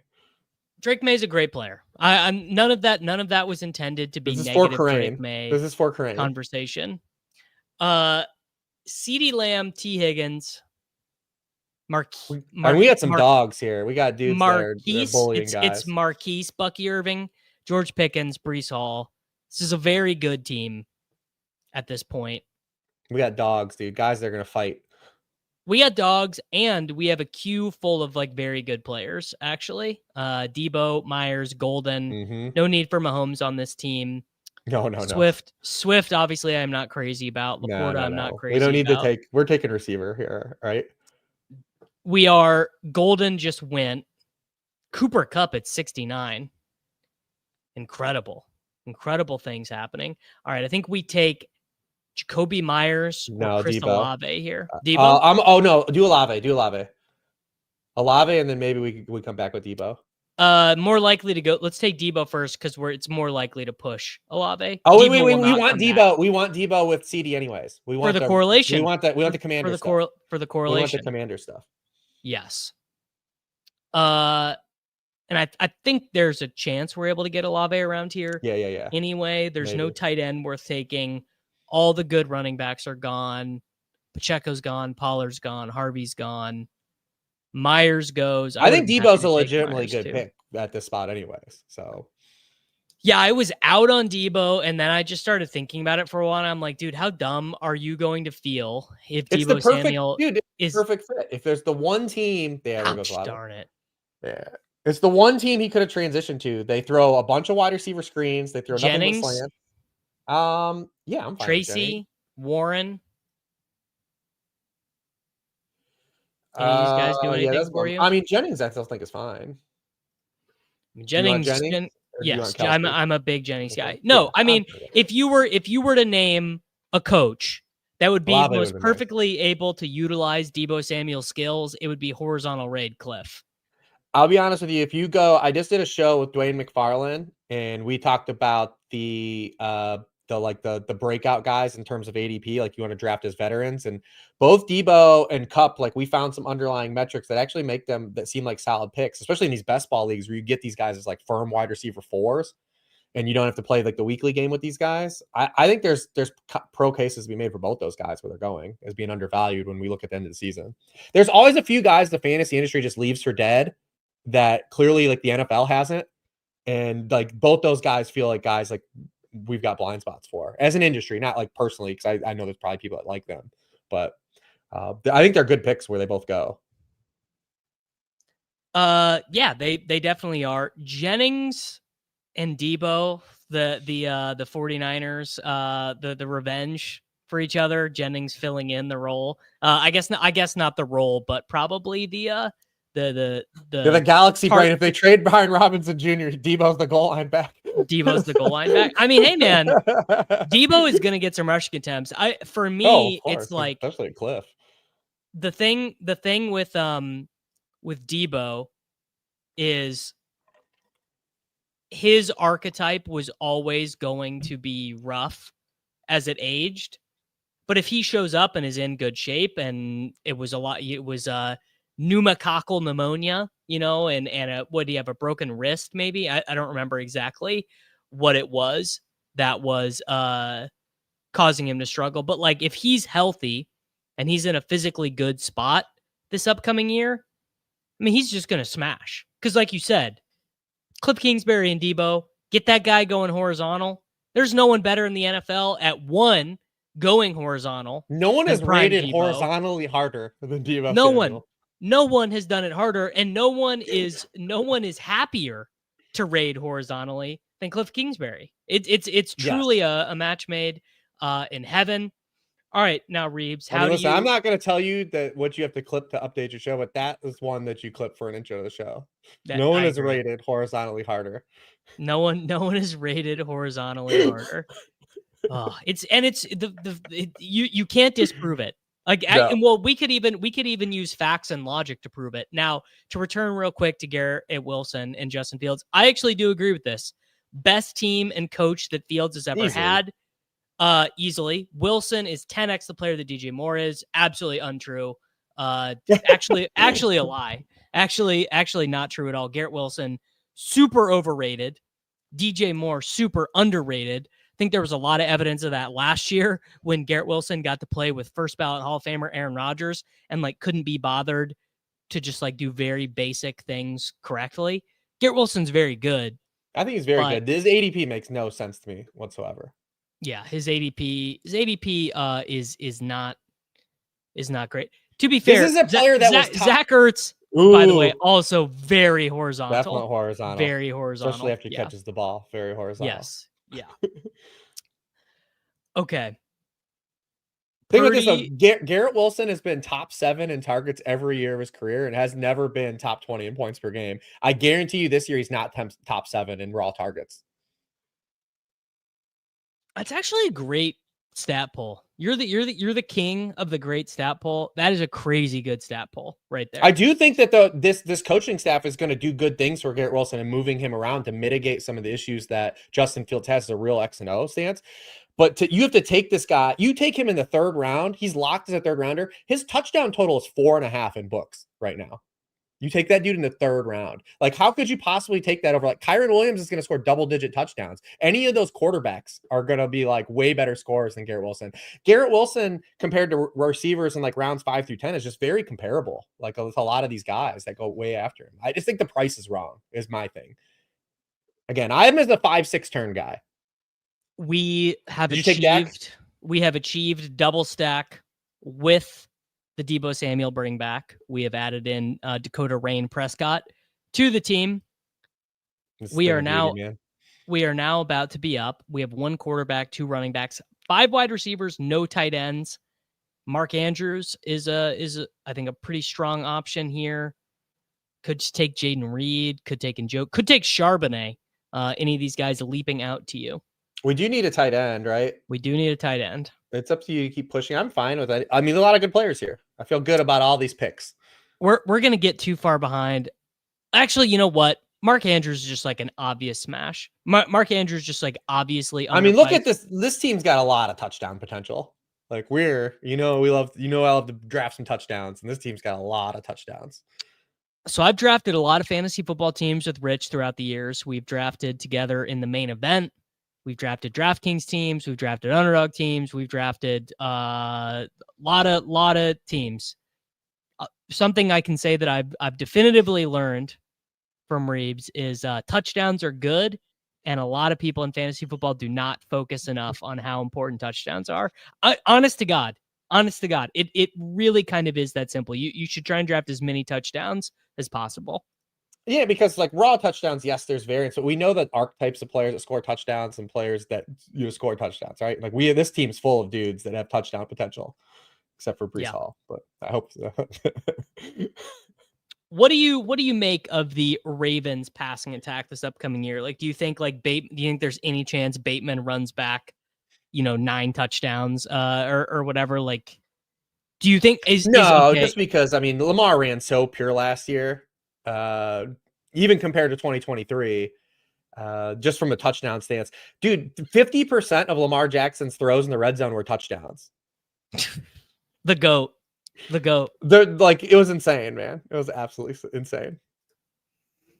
That's not going to happen again. But yeah, I mean, the likely injury is just huge for Mark Andrews though, because the only thing it's massive. Because Andrews as a player from a metric stance was as good as he's ever been last year. The only thing was his snaps were reduced, and we did get the one game without Likely where he was at 90% route participation, and we saw the target share be there. So Likely, if he's going to end up missing any amount of time, like extended in, and we don't know when he'll come back. Like, yeah. So I mean, I love Andrews. He's a climber. Even with regression, because we've already seen Lamar do it. Like, we know the regression's coming for Lamar, but you're not scared because you've already seen him be good, throwing for 28 touchdowns versus 41. Like, he still is easily going to be a good fantasy pick still. Based on what I can ascertain, Isaiah Likely is not going to be that close to playing in week 1. Now, I could be wrong about that. I haven't been gumshoeing it like literally today, but it's hard for me to imagine. He had a procedure, I believe, 36 days before the beginning of the season. That was supposed to be at the long end 8 weeks.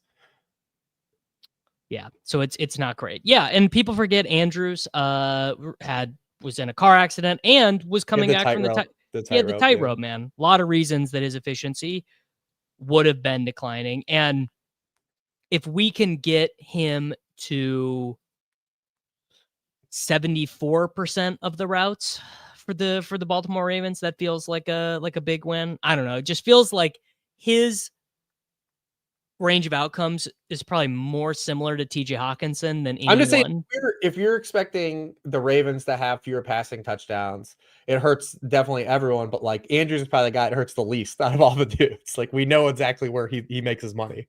Like going back to Oklahoma, like this is all this dude's ever done is score touchdowns. He's like the inverse McBride. Like all he's ever done is score touchdowns. People, the inverse McBride is actually so good. That is literally what he is. He is he's the inverse McBride. Now, there is a hyphenated player who plays this evening. I know that, frankly, I have absolutely no problem selecting in the 120s anywhere in fantasy football. That I think at the dude, Braylon Allen just went. I think we can take this player. Well, who else is there still though? That's my only pushback. Because we're at the. I was gonna say, let's see. DraftKings is where all the QBs go. Fields is there. Caleb Williams is there. Who do we take? Who else is on this roster? We can't get Burrow. We can't get Jaden Daniels. Purdy is gone. So it's naked. Do you want to just do Field? Do we just naked Fields? I was gonna say we could just do naked Fields. Yeah, I like that move a lot. This is well after average draft. Or do you want to double tap? Do you want to do something like we did Fields? I'd say you do like Love plus Kraft and then have all the touchdowns. So Love plus Kraft is good, but Fields 15 spots after ADP I think that's too good. And Fields is good with Dak. Like he's a good pairing, but you're perfect. Yeah. Do you want to take Bill? That's fine. He just because of this team, it's too early to do this, but sure. Because over Rashee, Shaheed, and Bigsby is terrible. Okay, I think the logical pick would be Bigsby. No, I'd rather have him than man. It's not let's push it one. Let's push it one. He's no chance he's coming back. 0%. Okay, do it then. It's I think he could have came back. I promise you, no chance. Okay. His new because DraftKings does like a rolling average. His ADP by Thursday will be 117. I think where I have him now. Like I said, I was way lower than Brian Robinson throughout the whole process. I'm actually hoping Brian Robinson doesn't get traded, so I don't look dumb on that. Where does Brian Robinson get traded? Mooney was a great pick there too. Yeah, he was. Hey, I love Mooney. We're living a little. It's funny. A little pick. It's yeah, it's funny. I was kind of out on Mooney just because like Mooney is like not a Davis Maddox style player, but now that they have nobody. Well, now that he's hurt, you can take him a little bit. Also, they have nobody. Like Ray McLeod has literally been filling his reps outside. Like that depth chart just has no receivers outside of him in London. If London were to miss any type of stretch, and I already think they're gonna have to throw a lot anyways this year because they face so many good offenses and that defense could just be bad. I think the Falcons passing game is one of those ones that's just easy to do like late stacks with a Penix, and then you can, if you have to do the Ghost or Mooney, they fit in. It's true. I don't hate guys until they have injury concerns. I'll tell you what, though. Mooney was a guy that, to me, I just did not love at cost. And, I mean, you can argue if that is good or bad or whatever you'd like. But now that he is he just went at 124, I am happy to take. But of the contingency guys that go in the attached to the top two wide receivers, Mooney is by far the latest guy that gets drafted. Yes. Yeah. I think because now Keenan Allen goes ahead of him. Keenan Allen goes ahead of him. I mean, many such cases. All right. This is the team, Reebs. Dak, Bucky, Breece Hall, CeeDee Lamb, T. Higgins, George Pickens, Mark Andrews, Deebo Samuel. It's looking good. Juwan Jennings, Justin Fields, and Ja'Cory Krosky-Merritt. We got Bill. And I didn't even realize that we do have Breece and Justin Fields stacked together. Yeah, we do. Which is fine. Which I was gonna say, I think that because both totally Jets fine. were past ADP, right? Like they were just best BPA picks, kind of. Both Jets were well after. But yeah, the Brian Robinson spots where he could work out, I would say like Texans, Cowboys, right? Texans, like Cowboys. Those would be kind of the two.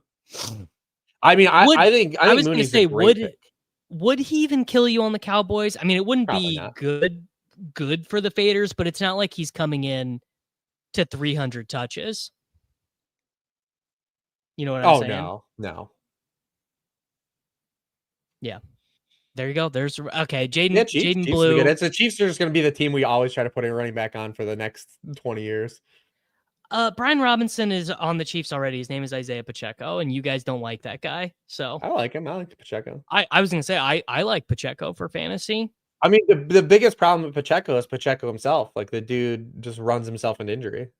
He's a maniac. I mean, he just gets hurt. It's the Kenneth Walker problem, right? Like Kenneth Walker's play style is actually the biggest problem with Kenneth Walker. Yeah. All right. We're up in one pick. Bigsby is still there. I mean, Bigsby too in our smashes here, right? Because we need running backs.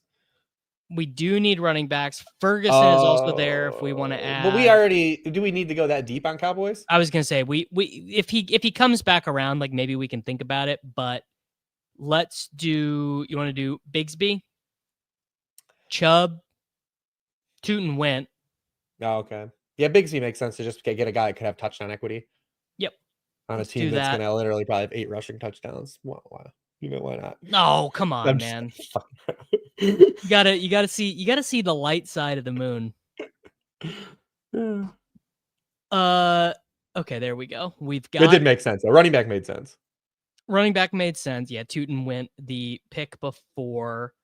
So we could do Ferguson here. We could do Brenton Strange, who I like. I'm trying to see if there's a quarterback that makes sense. No, there's not a quarterback that makes any sense. I will say, though, this is really cheap for Brandon Ayuk. We already have Jennings. That's fine. I mean, we are at pick 146 for Brandon Ayuk. It's Ayuk or Ferguson. I'd rather Ayuk pretty easily, I think. I mean, I like literally, I do not like.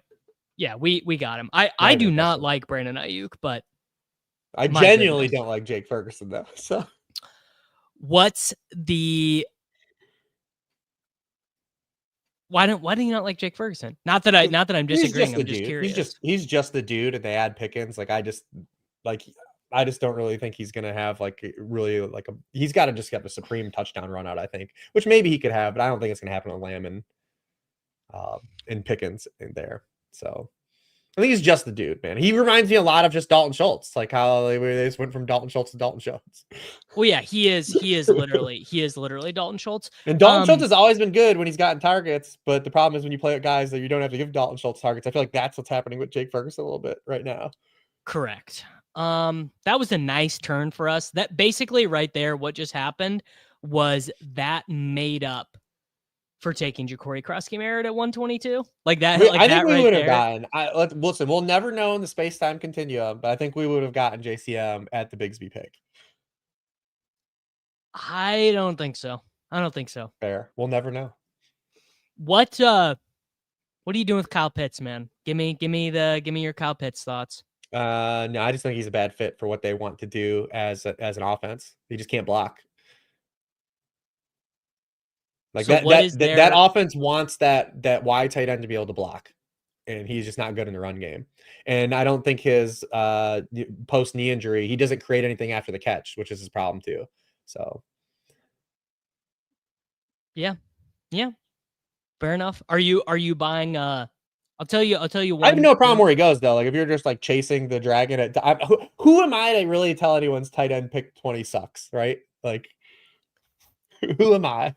We call that touchdown deodorant, and whoever gets the touchdown deodorant is going to have a good season, and whoever has no touchdown deodorant is going to have a poor season.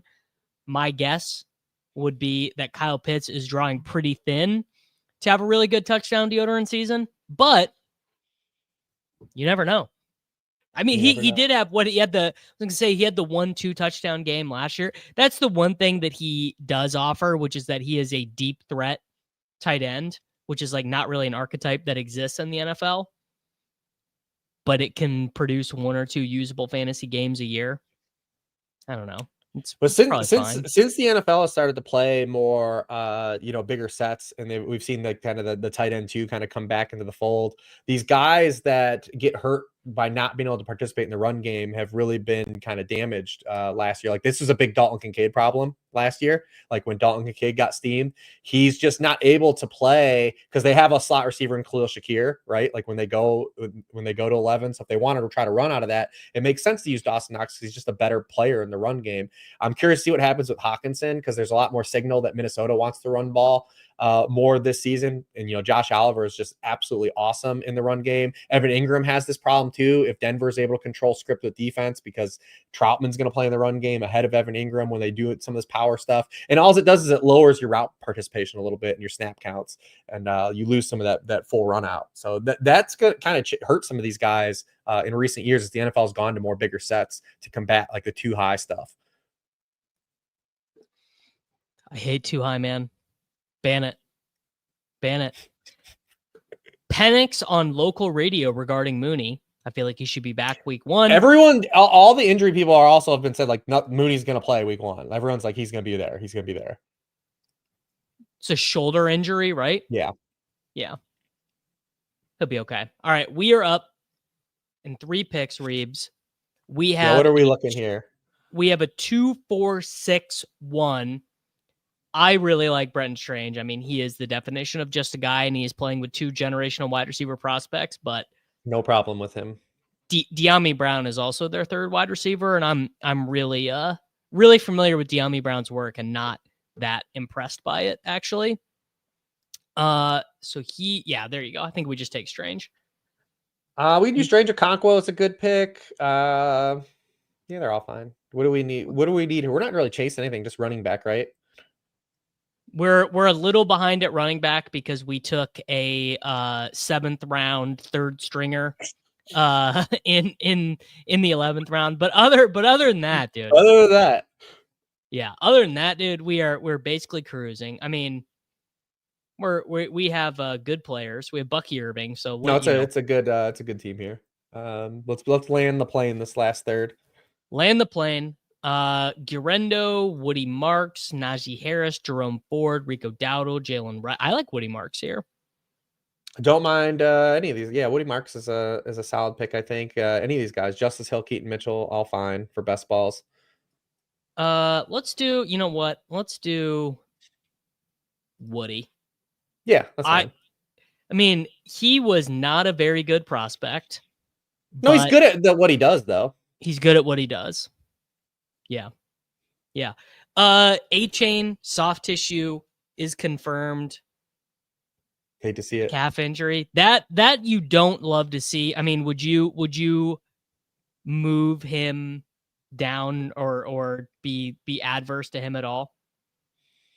Trying to see like just kind of what the severity is. It's really tough, these preseason injuries, right? I think if he's going to be out, you want to lower him a little bit. I hate drafting guys that are already hurt. Like it's just tried and true. I hate it. Like injury optimism is a hill we've all died on so many times, right? So many times. Is. So like if you're splitting hairs, especially with because this year I've said before, I think this is the best 2 rounds. The opening 2 rounds we've had since like I've probably been playing fantasy football, or at least in recent years. Like, so you're talking very good players. It's not like last year where we moved Garrett Wilson up into the round 1-2 turn and Chris Olave, right? Like it's loaded in that area of the draft where HN goes. If you're splitting hairs, like you just got guys that are healthier. So I have no problem with using that as kind of like the point to kind of jump off. It's like they're just, I hate drafting dudes that are already hurt. Well, right, because that's basically like the story of football, which is that everyone's going to get hurt anyways. The earlier you are injured, the more likely it is that you are going to be injured moving on, right? Like it's not going to turn itself back. I don't know. I am hoping that Devin A-Chain is okay. I'm hoping that's kind of been the story of his career, though, is every time he has been able to generate some positive momentum, he's gotten injured. He's gotten injured his final year at Texas A&M. He got injured as a rookie. I believe the only injury he missed time with last year was the concussion, if I'm remembering correctly. He played through like a high ankle early in the season. Yeah. Yeah. So I hope he's okay.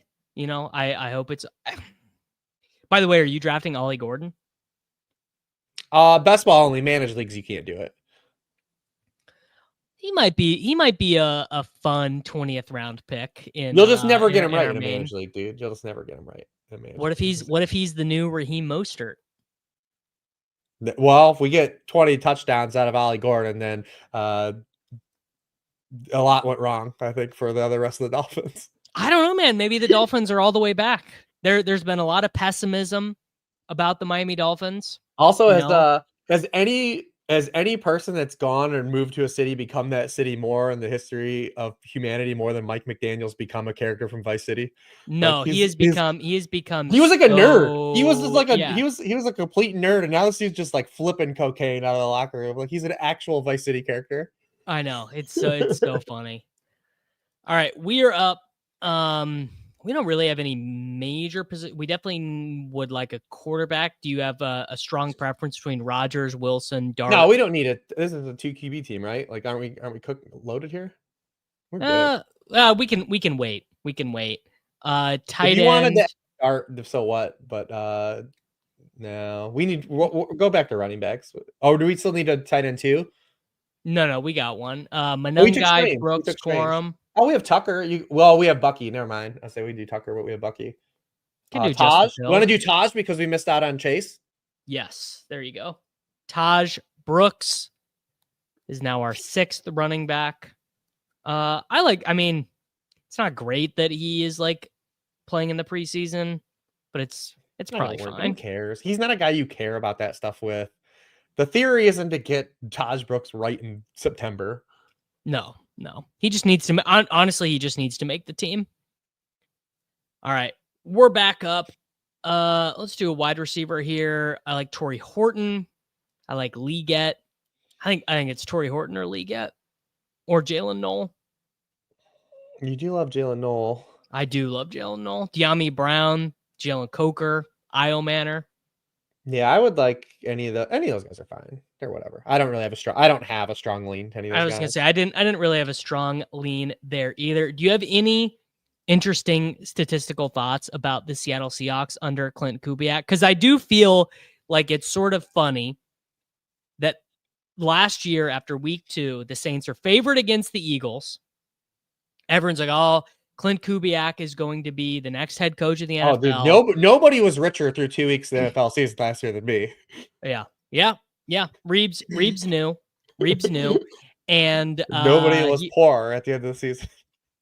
Well, I think I could challenge you on that one. It was pretty close. But like, do you think there's a chance that we see the Seahawks come out and like really? I mean, it's hard with Darnold, but do you think we could see them be surprising? No, I think that for what Darnold is and what they want to do offensively, it kind of caters to the best things that Darnold does. He was still really good in the play action game last year. That's the stuff you're going to get, the tight splits with Kubiak. I think he's going to mitigate some of the offensive line concerns because of what he's going to do scheme wise. They've got a lot of pullers. I like the Gable pick too. They've been actually it's preseason. They've been running down everyone's throat in the preseason.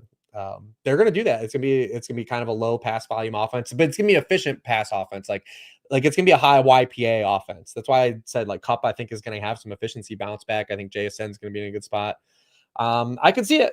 I could see it. Like their opening schedule, like the first before their bye is like, they could be kind of around 500 or maybe surprised, be a little better. I think the defense is really good. So healthy, the defense is real strong. Are you drafting Walker aggressively, or are you drafting Sharp aggressively? Like, do you just not? It depends. I like both of them. Yeah. It just depends kind of where they fall into the drafts where I'm at. I have no problem with either guy though. They had 126 yards or something like that rushing against the Chiefs in the first half of the preseason game. George Halani was just like ripping it. Listen, man, the Kubiak, like, tough watch. That I've been drafting these guys that are kind of like that these offenses that was my big Kubiak take last year with the Saints. Like these guys that are structurally running a system to combat what most of the NFL is doing defensively as far as the meta goes. Like the Seahawks fit that mold. So like I wouldn't be surprised if like they end up with a couple real value picks, whether it be Cup or Sharbs late, or like an AJ Barner or some random dude. Like I wouldn't be surprised if they have some hits, because I think they're going to be an efficient offense. Are you drawing the correlation here? Are you a Rashid Shaheed drafter? No, and I just feel like his play style is more set up to where he's a little bit more quarterback dependent than Olave is going to be. It's not the answer I wanted to hear from you, Rich. I know. I think me and Evan both told you that, and yeah, you didn't like it. No. Olave is going to be a guy that gets so much like first read scheme stuff. I love him in these DraftKings best balls, but like both of those guys have what, 4 to 6 touchdown outcomes. Oh, lower, right? Yeah. Lower. Crane. Enough of the, like, I don't even have Miles Sanders ranked this high. I need Miles Sanders to get out of my face every time I look at the sidekick. These are my, like, I have Miles Sanders ranked fine, but I do not, this team does not need Miles Sanders. He kind of does, right? Doesn't he fit? He did. I mean, we could take DJ Giddens. I think we should take, oh, well, never mind. Dart is gone. Give me a running back of this list that you're saying. Do you want to take Miles Sanders? No, I would rather take Giddens over those guys, or Damian Pierce kind of as like the pass catcher. Although I think it's fine until Mixon starts to free fall in ADP. I think it's fine to take 2 of any of the Texans running backs on the same team. So we got Giddens in. Right, I don't mind Pierce though. No, I don't mind him. But don't you think the Texans, though, if they do get inside the 5, they're gonna at least let Chubb have the first shot at that job, like at least the inside the 5 stuff? Yes, absolutely. I mean, not only that, I expect Nick Chubb to average like 14 rushes per game in games that Joe Mixon does not play in to start the season. I mean, the defense is just so loaded. I wish they were in a different division and had a worse defense. All right. Can I interest you in a duck-footed young man from the Principality of Bowling Green? Love Harold Bowling Green. Fannin Jr. I frequented there often when I was at the University of Toledo. We have Mark Andrews and we have Brenton Strange. We need some ceiling. Is that the ceiling play? He got rested with the starters, dude. It's him or Juwan Johnson. I don't care. I definitely don't want Juwan Johnson. See, dude, I need you to get hip to the Saints not being the worst offense in the NFL. It's gonna be hard. They're definitely not gonna be the worst offense in the NFL. They'll just be like, come on, dude. They're gonna be like 28. Kellen Moore is dude. Do not abandon me on Kellen Moore right now. Kellen Moore is a fine offensive play caller. The offensive line, based on my understanding, is not that much of a nightmare. I think the offensive line is like kind of okay. They play in the dome. You're the one, Reebs, you're the one who invented Coors Field for the Saints. That was you. Wait, that's before they had Tyler Shuck. I wish I had this thing saved. Hold on. There is a great image of Tyler Shuck with his dog that every time someone bullies him, I pull up. When you're being mean to Tyler Shuck, bro, this is who you're being mean to. I'm sorry, dog. Come on, man. What's that dog's name? Do we know what Tyler Shuck named that dog? The reason why I know this is that Tyler Shuck's golden retriever and my golden retriever have the same name. They're both named Murphy. All right. That's why you like him. That's literally why I like him. It's like costing me money in real life that Tyler Shuck's golden retriever and I have the same name. But come on, man. It's fine. I need to confirm. Do you guys have offensive line rankings at sharpfootballanalysis.com? We did for the book, like we did the grades.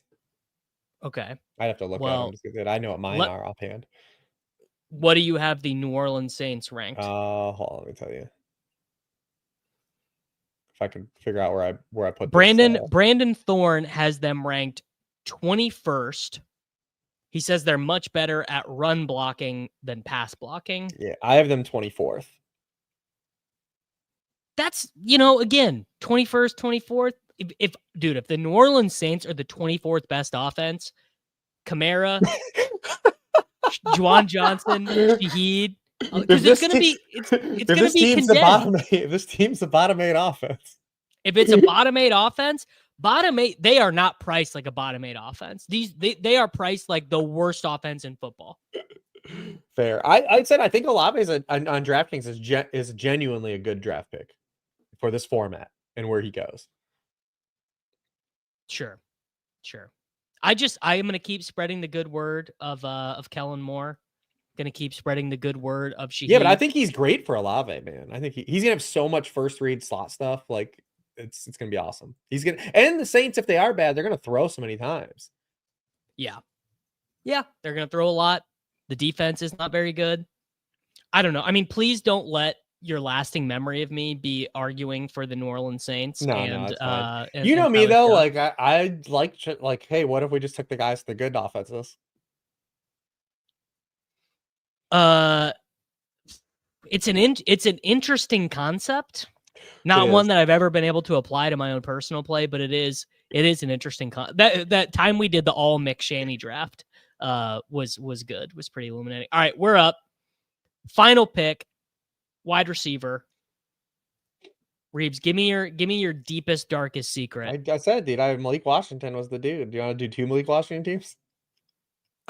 We can do that. Do you like Cavante Turpin with Dak, or is there a? Oh, I don't mind that. We don't really. I mean, we have the double already built in, but I guess we do have the double. Is there Jaylen Lane? I guess he would be the bring back. Oh God, yeah. Well, we already have JCM. We already have JCM, dude. JCM's up. What about? I mean, AD Mitchell. You buying? Not really. Okay. Malik Washington. You're not buying AD Mitchell. You're not buying resurgent Anthony Richardson. Did you see that throw he made? Stepped up in the pocket. Thing about Anthony Richardson. Rush. That's the thing about Anthony Richardson. He's gonna do that a few times, man. Talk you right back into the this could work out. He's literally the meme. It hasn't worked out for any of them, but maybe it'll work out for us. All right, let's we'll get you out of here in a second, but let's answer some. Remember that throw he threw in week 1 last year to Alec Pierce? That's the best throw anyone made last year. Buddy, I dream about that throw. I mean, the thing that Anthony Richardson, man, like he plays the game right. Like if we could combine like Anthony Richardson with anyone else's accuracy in the history of NFL outside of Tim Tebow, like we'd have something. Because up until he releases the football, he's doing a lot of things good. I mean, he's not a great processor either. He actually is better in terms of pocket management than like I was going to say after the snap, because he's so good. It's so obvious that he's such a high proprioception level of athlete. He reads and reacts to everything so well. The problem is that like he just misses so many of the free squares, and that's the killer. That's the killer, man. He'll make that throw like you saw in that preseason game or like the Alec Pearson last year. And it all like structurally, it's just the free squares. Like you can't leave the free ones on the board, man, in the NFL. Like you just can't. No, I mean, you would argue the free ones are. That's been Justin Fields' problem too. Like Justin Fields' quick game and his short game has just been like has been his undoing, especially as the NFL has transitioned and tried to funnel offenses to have that. Like that's been what's hurt Justin Fields too. Well, Fields, I think Richardson is probably a better post-snap processor. Oh, easy. Yeah, Fields. Absolutely. Yeah. All right, Reebs. Final team here. CeeDee Lamb, T. Higgins, Bucky Irving, George Pickens, Breece Hall, Deebo Samuel, Juwan Jennings, Dak Prescott, Mark Andrews, Justin Fields, Ja'Cory Krosky-Merritt, Tank Bigsby, Brandon Ayuk, Brenton Strange, Woody Marks, Taj Brooks, Torrey Horton, DJ Giddens, Harold Fannin Jr., Malik Washington. How did we do? It's pretty good, man. This one's pretty solid. This one's pretty good. All right, tell the folks how they can get the worksheet this year, shows you're going to be on, and we'll let Soccer Dave take your spot. Yeah, we're closing in here. I'm on my last series where it's just literally how I'm drafting every position. Quarterbacks be tomorrow. Rest of the positions out the remainder of the week. Then the draft guide's done. I'll be doing week 1 prep for the worksheet because we're locking in. So I'll go over to sharpfootballanalysis.com. If anyone still wants to utilize promo code TAKE50, you can do 50% off. Do that for whatever you need. Beautiful. All right, Reebs. Thanks for joining. Love you and appreciate you, brother. Talk to you soon. Yeah. Good luck, everyone. Soccer David Kitchen, my man. Late What's round up? number 1. David, sorry, not Soccer Dave. David Kitchen X. Yeah, you can still say Soccer Dave, my DraftKings name, so you can say Soccer Dave.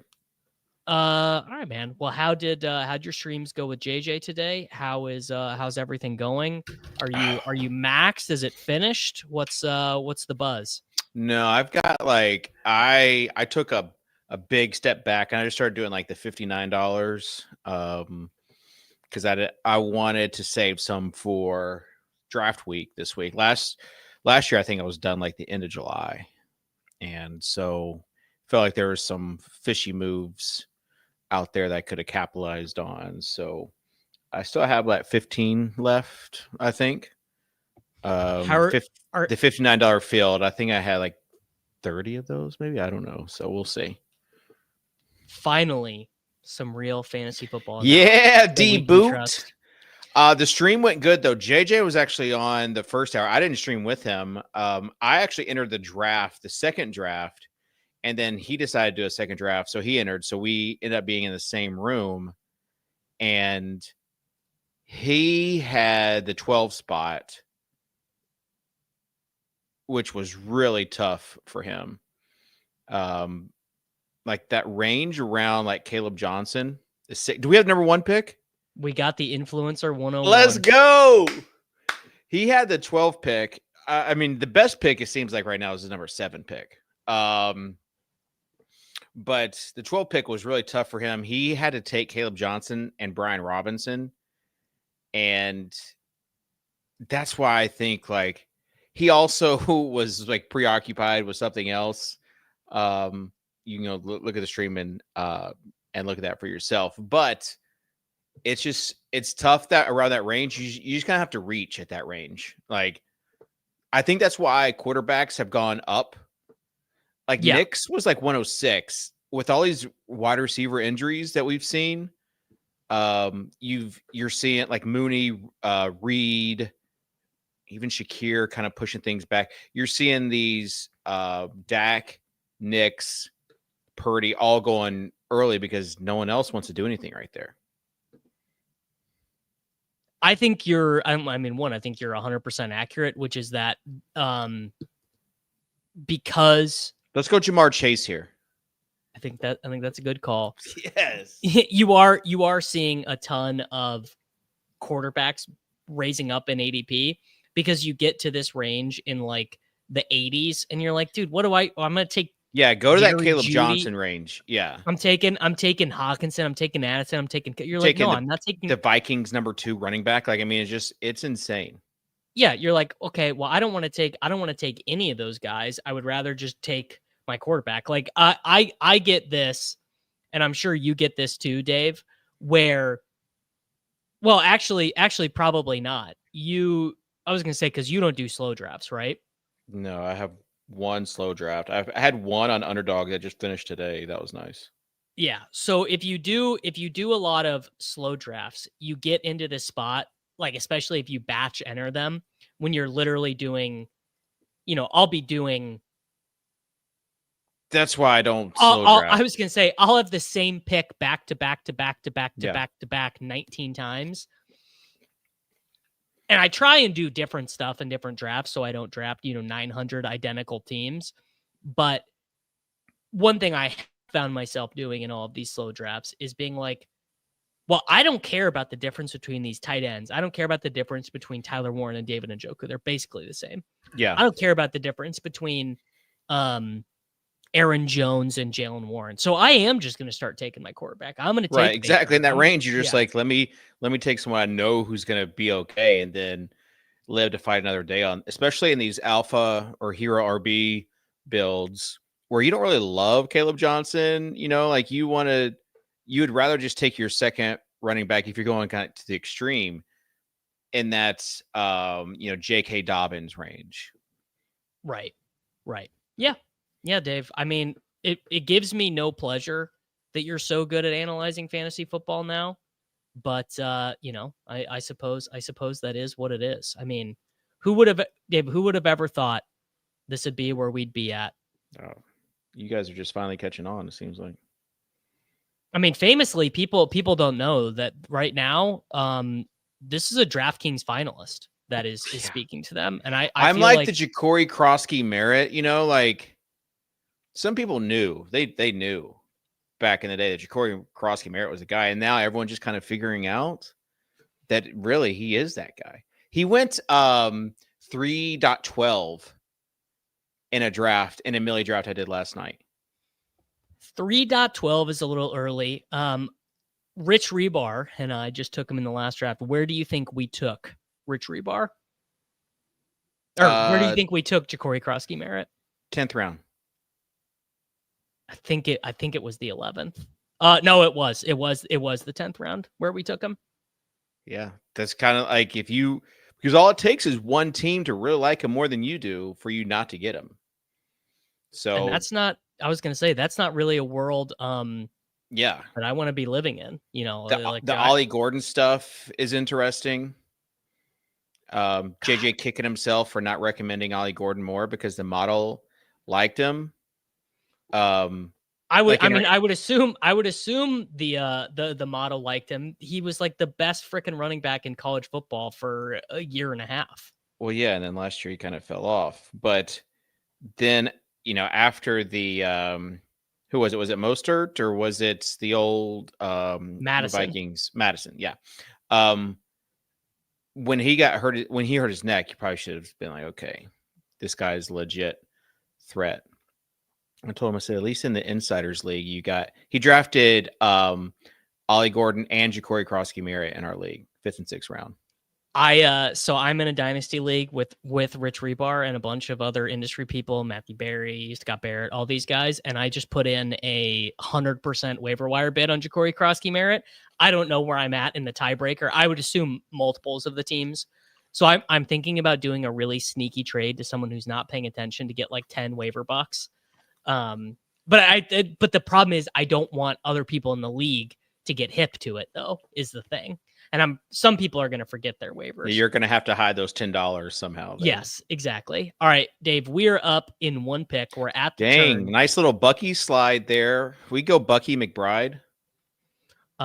We can go Bucky, and we can take McBride. T. Higgins went. We could take Kyron. We could take Hampton. We could take Jason. I'm up to whatever you want to do. Yeah, let's go McBride. There we go. I'll give the people a tease, Dave. Okay. This is what's known in the industry as a tease. There is a DraftKings best ball video coming out on the channel this week that I filmed with one Mr. JJ Zachary's in the late round quarterback. We time traveled to the future, and we got to see the winning roster of the $2 million on DraftKings, and we each were able to report on 3 of the players that were on the winning roster. And one of the 3 players that JJ got to see on the winning roster was Trey McBride. Very nice. Yeah. So we have the time traveling alpha there. What's Dave, what are you going to do for the Swollies Only show on Friday? Yeah, I don't know. I haven't even had time to really think about it. I mean, you did text earlier, but I've been like Monday is just a crazy day. JJ and I have our meeting, and then it's just like hit the ground running. And then it's funny, but like 2 drafts to derail everything basically. So as soon as this is over, I'll get to get back to where we were. But yeah, Friday we'll figure out something. Do we have a special guest for the program tomorrow? Yeah, we do. Wow. I think it might be our last special guest. I might need to get another one for the following week. But yeah, we were all booked up, try to book everything in advance. Well, pretty soon, Mr. Total 05 right. will be returning. Pretty soon. Sooner than you think. I think we're 17 days away from the start of the season or something like that. I've got so much Tyreek that I'm just staying away right now from him altogether. I think that was a big mistake. I mean, it's not feeling like not a mistake, the Tyreek Hill stuff. I'll tell you that much. Yeah. I mean, he seemed like after, the trade that he was going to be a guy that you could target easily when Jonnu left. And so I mean, the concept of Jonnu Smith mattering to Tyreek Hill, no disrespect to me or my fellow Slappy community, but like Jonnu, yeah, it's more of a was, Waddle bump, but still, I think this whole wrist thing is, and just like, I don't know, just seems like the risk is not worth the reward here. Yeah. Do you know Adam Scherer? Ship My Money DFS. Yes. He has just been I'm thinking of him because he has now been backed into the corner as trying to say Ja'Cory Krosky-Merritt is a bad pick. And it's all he's tweeted about all day online. I'm praying for him today. It's funny because one of the guys in our Discord, I mentioned a few times in the Late Round Fantasy Football show, but 3 months ago, this guy's name is Redacted. He's like an OG kind of in the chat. Mm-hmm. And someone brought up the name Ja'Cory Krosky-Merritt, back in May, and he said, "If Ja'Cory Krosky-Merritt ever becomes fantasy relevant, I will steal the Declaration of Independence." And so, with every drumbeat, I was gonna say, so what's his plan? Is he assembling a team? Every drumbeat. So now, every time someone mentions JCM in the chat, like he gets a Nick Cage basically sticker. So, it's like now he is definitely fantasy relevant. Oh, he's definitely fantasy relevant. I mean, I guess there is some chance that like they think Chris Rodriguez is ready to be a starting running back or something like that. But that would not be the drumbeat that I've followed. I mean, and honestly, like Ekeler his price hasn't changed at all, and like that's the guy who's he's not really affected by any of this. Like, I don't think if Brian Robinson gets like traded or dropped or whatever, like, I don't think that I don't think that Eckler's like loses value there. No, he will gain value. I mean, he is. I don't know if he's going to gain value. He just continues to be a really good pick in the 160s right now. All right, who we got coming up? All right, we are up in one pick. What pick is this? This is the 4-5 turn. Breece Hall is here. Jameson Williams is here. Calvin Ridley, James Conner. Obviously, I'm a Ridley slappy. I like Calvin Ridley. Do you want to take two receivers here? Because we are behind a little bit at receiver, but Pollard and Pacheco are not going to come back to us, I don't think. Yeah, Ridley and Smith, Ridley and Metcalf, Ridley and Williams. Let's go Ridley and let's go JMO. I took Breece Hall on the last one. I might run out of teams this week, brother. This is my 121st Best Ball Mania draft, I think. How happy were you to see Cam Ward spinning it the other day? I know Van Jefferson had that horrible drop, but I thought Cam Ward himself was, But if you watch the game, that throw to Van Jefferson was unreal. Like, he's going to do some dumb stuff this year, but it's not going to be like Will Levis, where they're going to try to, keep him. They're just going to try to game manage. Like, they're going to let him cook. And the offensive line is going to let him cook. The offensive line is so much better. And so they're going to see, like, obviously he's going to see like more like exotic looks or whatever, but you're going to see him have time to just release that ball downfield. Io Manor. He looked good. And Gunnar Helm too with that catch. I mean, Titans are, I've never bought a jersey ever in my life. You've never bought just a jersey period or a jersey of a team you root for? Well, like I guess maybe paid for a jersey, like if I was playing in a league. Like if I was playing. Do you not remember you bought me a jersey? What jersey was it? Well, yeah. Well, you pay me back. I paid you back, but you bought me a Uenis Cespedes Oakland Athletics jersey. Cam Ward might be my first jersey though. Is what I'm thinking. I think so. Our boy H-Town Bearcat, longtime fan in the 5-hole, cooked Barkley, AJ Brown, Kyron, Hurts, and Devonta. So pretty. Yes. How about Gunnar Helm? Very Eagles heavy on that one. How about Gunnar Helm in that game, brother? Yeah, I'm telling you that catch though is what he does. I'm very. I have very so familiar. much Chig that I've got mixed feelings about it. I mean, I got Helm in some dynasty leagues, but I don't know what they're going to do if Helm just continues to make plays. Yeah, I also have very mixed feelings. Like, one, it's nice to be able to just chat ball with David Kitchen, but I don't know, man. I feel as if some of the magic has been. Yes, imagine the engagement you'd get in the group chat if you bought a Helm jersey. The boys would go nuts for that, Dave. You're telling me Ben Pritchett would not lose his mind for a Gunnar Helm jersey? Ben is a Cam Ward hater. Oh, well, because he wanted he's too lackadaisical. No, he watched his game. As a college football guy, he watched all of his games, so he thinks he knows him. But he was really wanting Travis Hunter. Shocking that one of the people in the group chat doesn't like Cam Ward. Well, he wanted Travis Hunter, so it's not. It wasn't a race thing.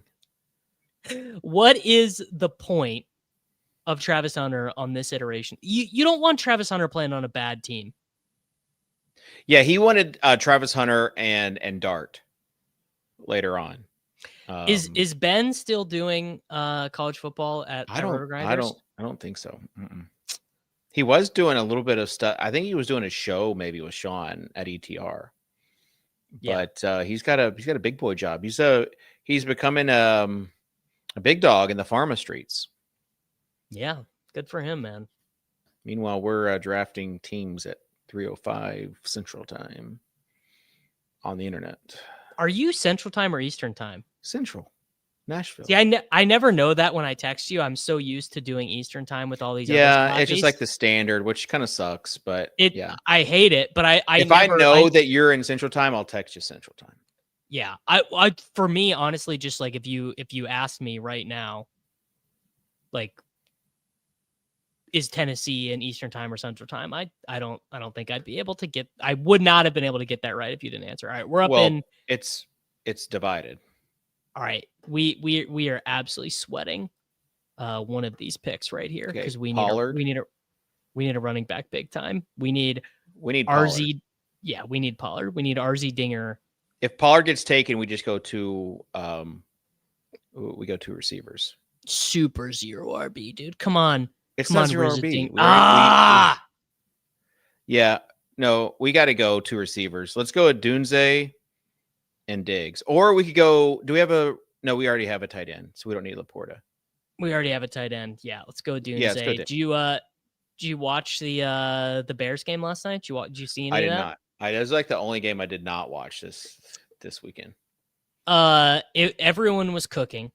Everyone on the Bears was cooking. No one on the Bills was cooking. Luther Burden was cooking. Olamide Zaccheaus was cooking. Not that really matters at all. The Zaccheaus thing is kind of funny because JJ said if he plays the Amon-Ra role, like someone said, so you don't like Zaccheaus in the Amon-Ra? He's like, well, if Zaccheaus becomes Amon-Ra, then I'll eat this tweet.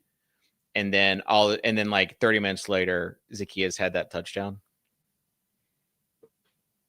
I mean, Olamide Zaccheaus is the most Olabisi Johnson name of all time. Olabisi Johnson famously started over Justin Jefferson, his first 2 career games. Who is the least slappy player to do a hero running back team with? It's Derrick Henry, right? No Derrick Henry drafter takes Derrick Henry. Is it? And Henry's ADP at 11. I've got it's really. I think I've got like 20% of him on Underdog and like maybe 3% of him on DK. Yes, yeah. I mean, he went at 11 in this one. He goes very early on DraftKings, which doesn't really make a ton of sense. Obviously, he's a much better fit for the Underdog scoring system, but it's more about the type of clientele frequents any individual site. What are the late round industry plans for DK Best Ball Week? Anything in particular? Well, obviously we did the hour and a half. JJ's got I'm going to stream tomorrow. And then JJ will be back on Wednesday. So we're going to try to do a stream every day and just continue to rip the best ball stuff. We have a Becoming a Best Ball Bro. This is going to be the last, or next week, I think, is the last Becoming a Best Ball Bro episode. I think it's going to be the recap episode. So of becoming a best ball bro. Yeah. When will JJ have decided that he's I think he's got to make a final. He's emerged from his chrysalis. I think he's going to make a final, but also like people don't know.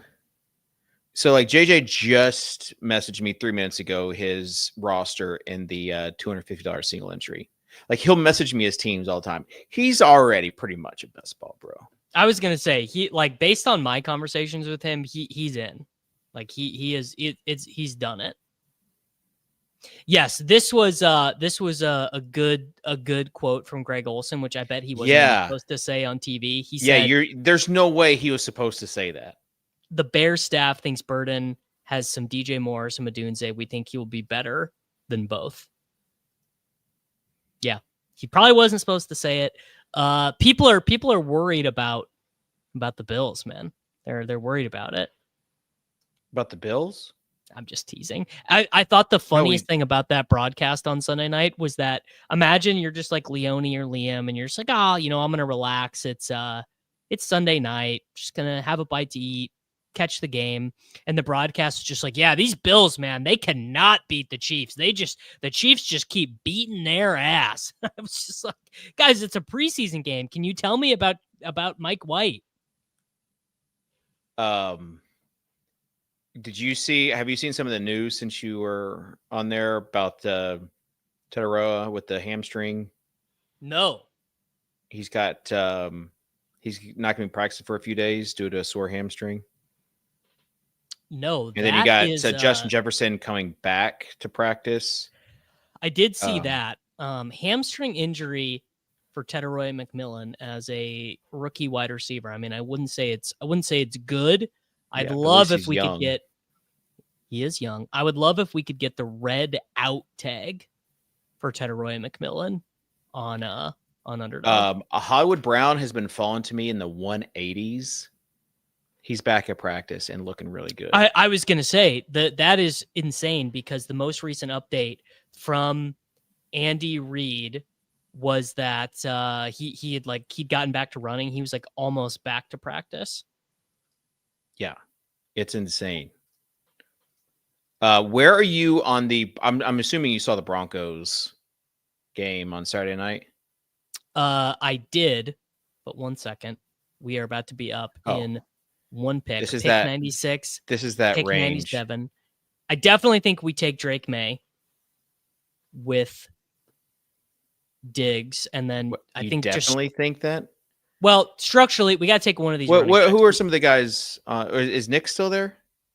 Bo Nix is gone. He just got taken. We need one of these running backs, Dave.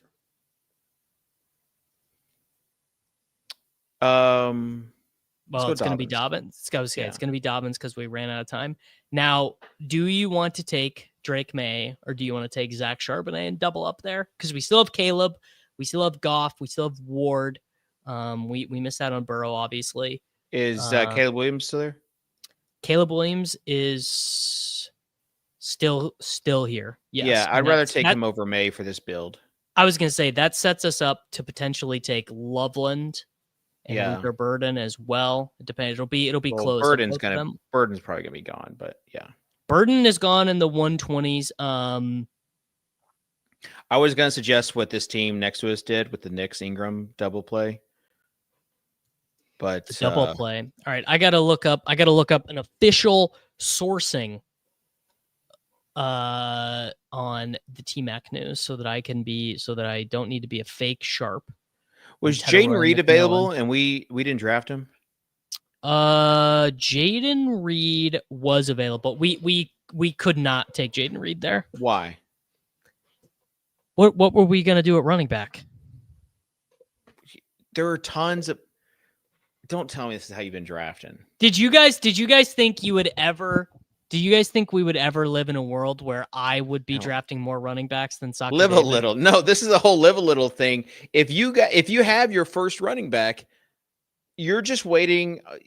You could draft up to 7, and just hope a few of those guys hit. And we know some of the candidates for this. We already talked about. You got guys like Ford, Ekeler, Hill.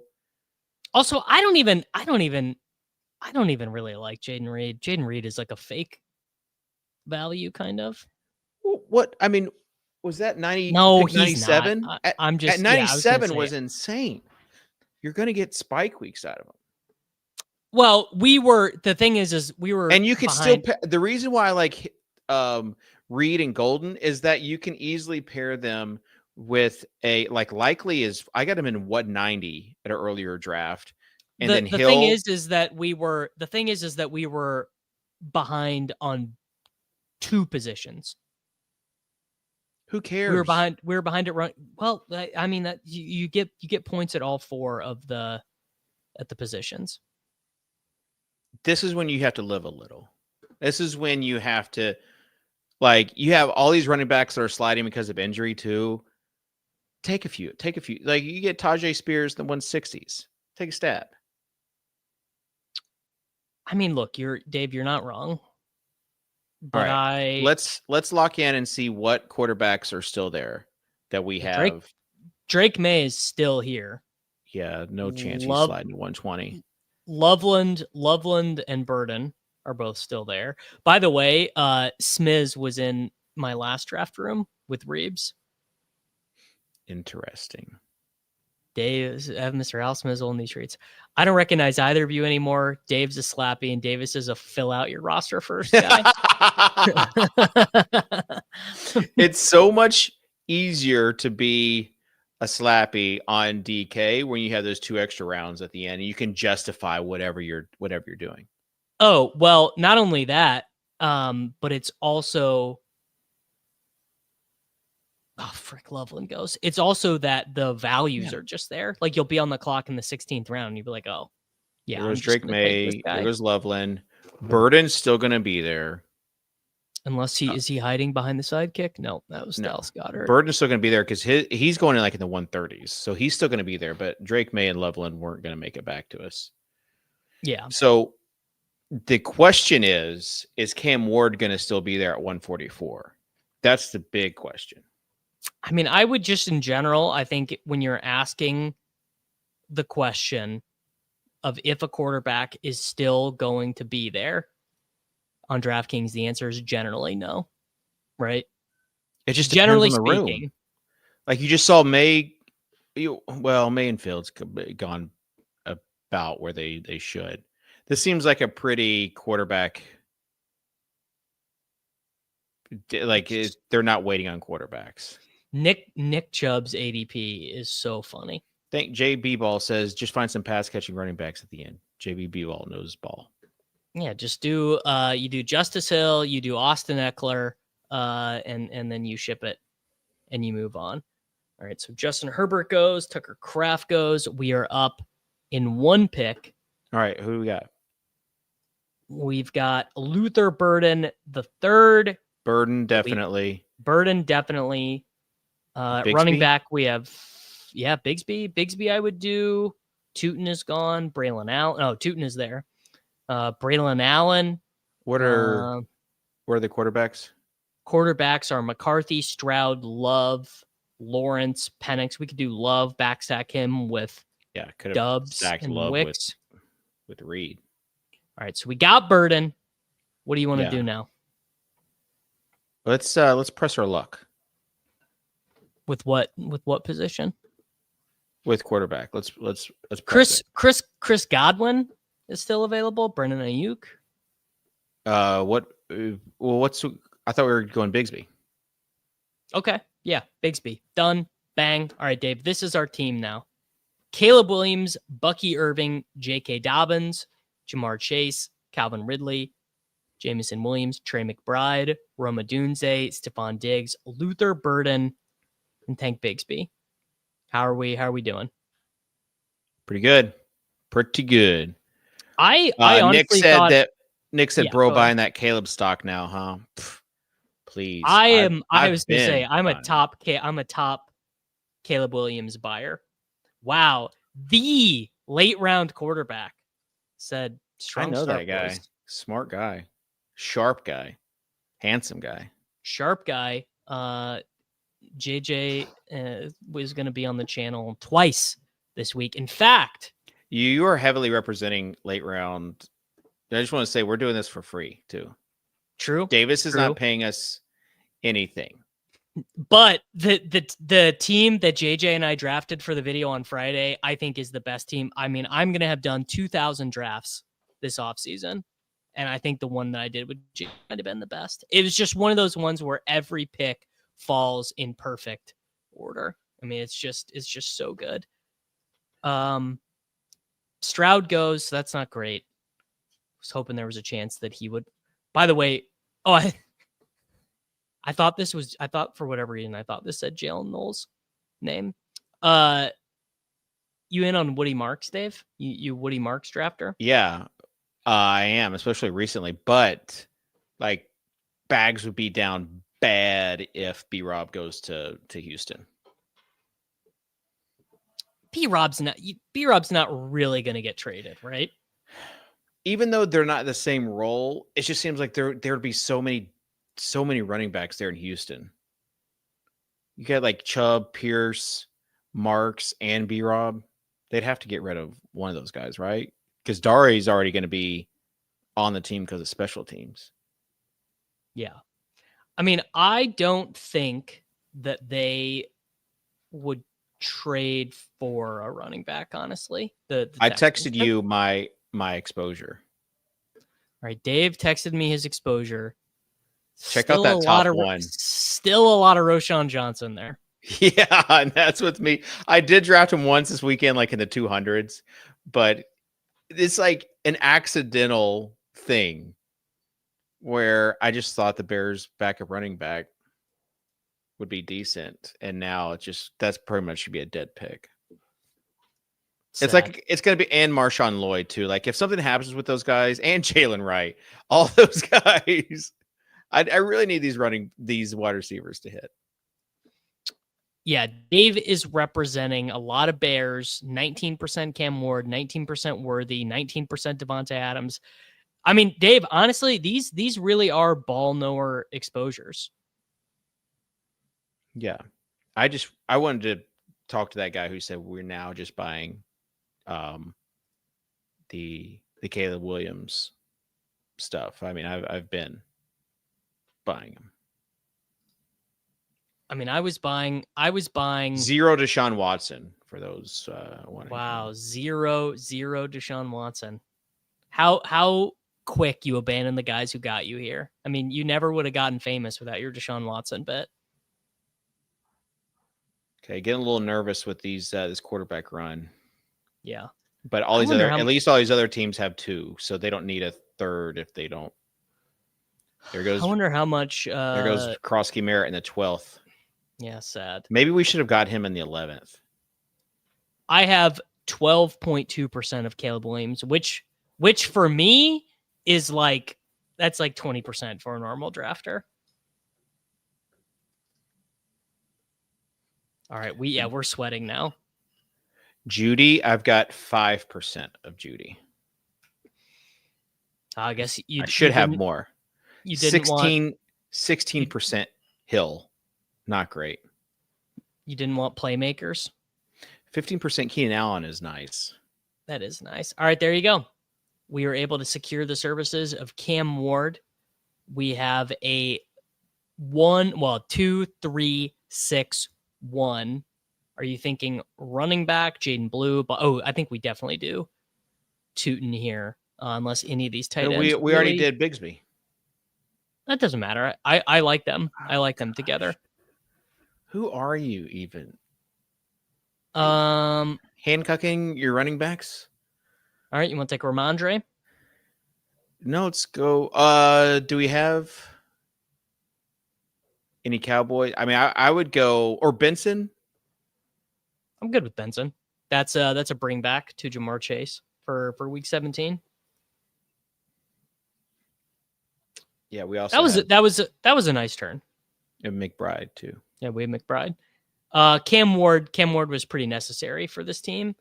40% Josh Palmer is about 39.7% too much. That's the thing with the Bills, that like that wide receiver room. If anything, Liam is gonna just bank off of Dalton Kincaid, but like Elijah Moore, I think dropped 2 passes today in practice. They said stock is just plummeting. Like I don't have a beat on anyone who's doing anything there. Yeah, me either. Okay. I think we're feeling good. It's a good Gunnar Helm team. Maybe a good Io Manor team. You know, hard to say. Yeah. How many? What's our exposure, or what's our roster build right now? This is our team. We have 2 quarterbacks, 4 running backs, 6 wide receivers, and 1 tight end.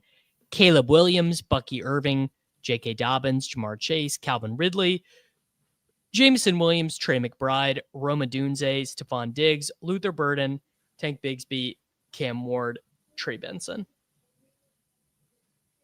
It's like where did Hollywood go? Hollywood, I don't think has been picked yet. Okay. He'd be a good bring back. Man, for the J.K. Dobbins. Brandon Ayuk at 153. That is crazy. I mean, if that dude plays 10 games, yes, the ADP chasing main event is today over on the Ship Chasing channel. $2,500 to enter. Myself, Mike Shope, Jacob Sanderson, and Patrick Carrain will be drafting an FFPC main event fantasy football team together. Pretty good stuff, Dave. 2,500. You just participated in your first ever high stakes league over on the NFFC. High stakes managed league, yeah. High stakes managed league. Yeah, how many hours from now? Give I people guess the time. It's at 6 p.m. Central Time, 7 p.m. Eastern Time.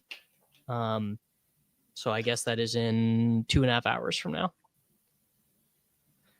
I've been at my desk since 7:30. I should probably. I was gonna do another draft after this, but I should probably go touch a little bit of grass. Yeah, I should go for a walk or see the sun or do something. Yeah, 4 p.m. Pacific. There you go. That is what time it is for Karain. I was checking our video. 3,314 views for our high stakes draft, Dave. That's nice. That is nice. I saw someone say they wanted us in they want to draft against us, and I just said bring it. I would be. I'm sure that if I messaged the guys over at the NFFC, they would be happy to negotiate another one for a Friday. 42% Drake Maye through 140 BBMs. Do you think anyone has more? There's always someone, right? I mean that's something you learn when BBMDB opens up, is there's always someone. Golly, dude, Rodgers a 14th round pick now, Dave. He goes anywhere from 14th to 17th round on DK. You just you never know. McMillan there is a pretty dumb pick, but I do like the Ekeler and Tajay Spears. Who do we have coming up?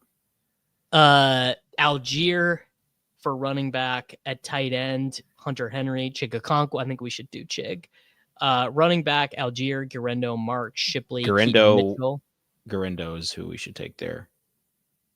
I know you got a ton of them, but we got to have a bring back for that's my boy for the Bears. That's my boy. Yeah. I like that Ford pick too. Dave's Ford pick now. Go ahead. No, Ford is useless now. Why? Judkins is not going to sign until after the punishment. He's going to sign. Garendo. Yeah. Garendo, and then if we want a justifiable third quarterback, which I think we do, we got to take him now. All right, let's go Richardson. Well, Sidekick says Chig. Richardson or Chig? Let's go Richardson. We already have an elite tight end, so That's he needs true. to do his That's job. true. He does need to do his job. Yeah, Richardson. I mean, basically, I'll never stop believing in Richardson probably until he retires. I mean, I still believe in Trey Lance, and he like legitimately cannot play. Yeah, Dave, what's the inside scoop about the Tajay Spears injury? I don't know, like some of these guys, Rachaad White, Spears, some of them, like they're saying they could miss like week 1, but even with that, it's like, yeah, let's do it. You know, like if I could get a 3-round discount on these guys and they're just missing 1 game, they're already a backup, that's fine by me. Fits the build even more. That's why I'm saying like live a little. Like even Najee in 180, 190. Io Manor is super, super draftable. Io Manor is one of the better 18th, 19th, 20th round picks at wide receiver now. Van Jefferson has been like one of the worst players in Titans camp, and that was really his only and he dropped like that drop was replayed a million times. No, the drop was horrible. The 5th wide receiver on the Titans is a guy I've never heard of named Bryce Oliver. I think Chimere Dike is going to be active. Yeah, they signed Bryce Oliver like recently, like a month ago. Yeah. Restrepo was out there with the Tim Boyle unit. Like it's so yeah. You thought Restrepo was going to make the team just because he was boys with Cam Ward. But yeah.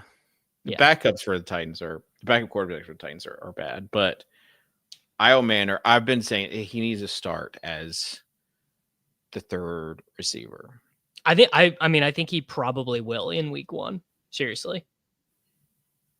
Like that is my guess. That he probably will. He worked Travis Hunter. How about my boy? Oh, I literally just forgot what I was saying. You said, "How about your boy?" I know, but I had Travis Hunter. How about my boy Keandre Lambert-Smith? That's what I was going with. I was searching for the clip. Got in there after Quentin Johnston got injured. Looked really good. Caught the long pass. He's an interesting one as far as like. It seemed there's a little bit more steam around him, but has the coach speak really been anything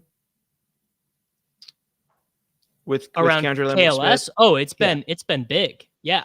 They've been pumped on him. Justin Herbert. There was. He said there's gonna be more. Yeah, there's more. He said there's more where that came from. Yeah. So it's really one of those interesting things where it started out as a meme, right? Like, oh, it's so funny. KLS, like Davis takes all these crappy players. Like, oh, they signed Keenan Allen. Like he's dead.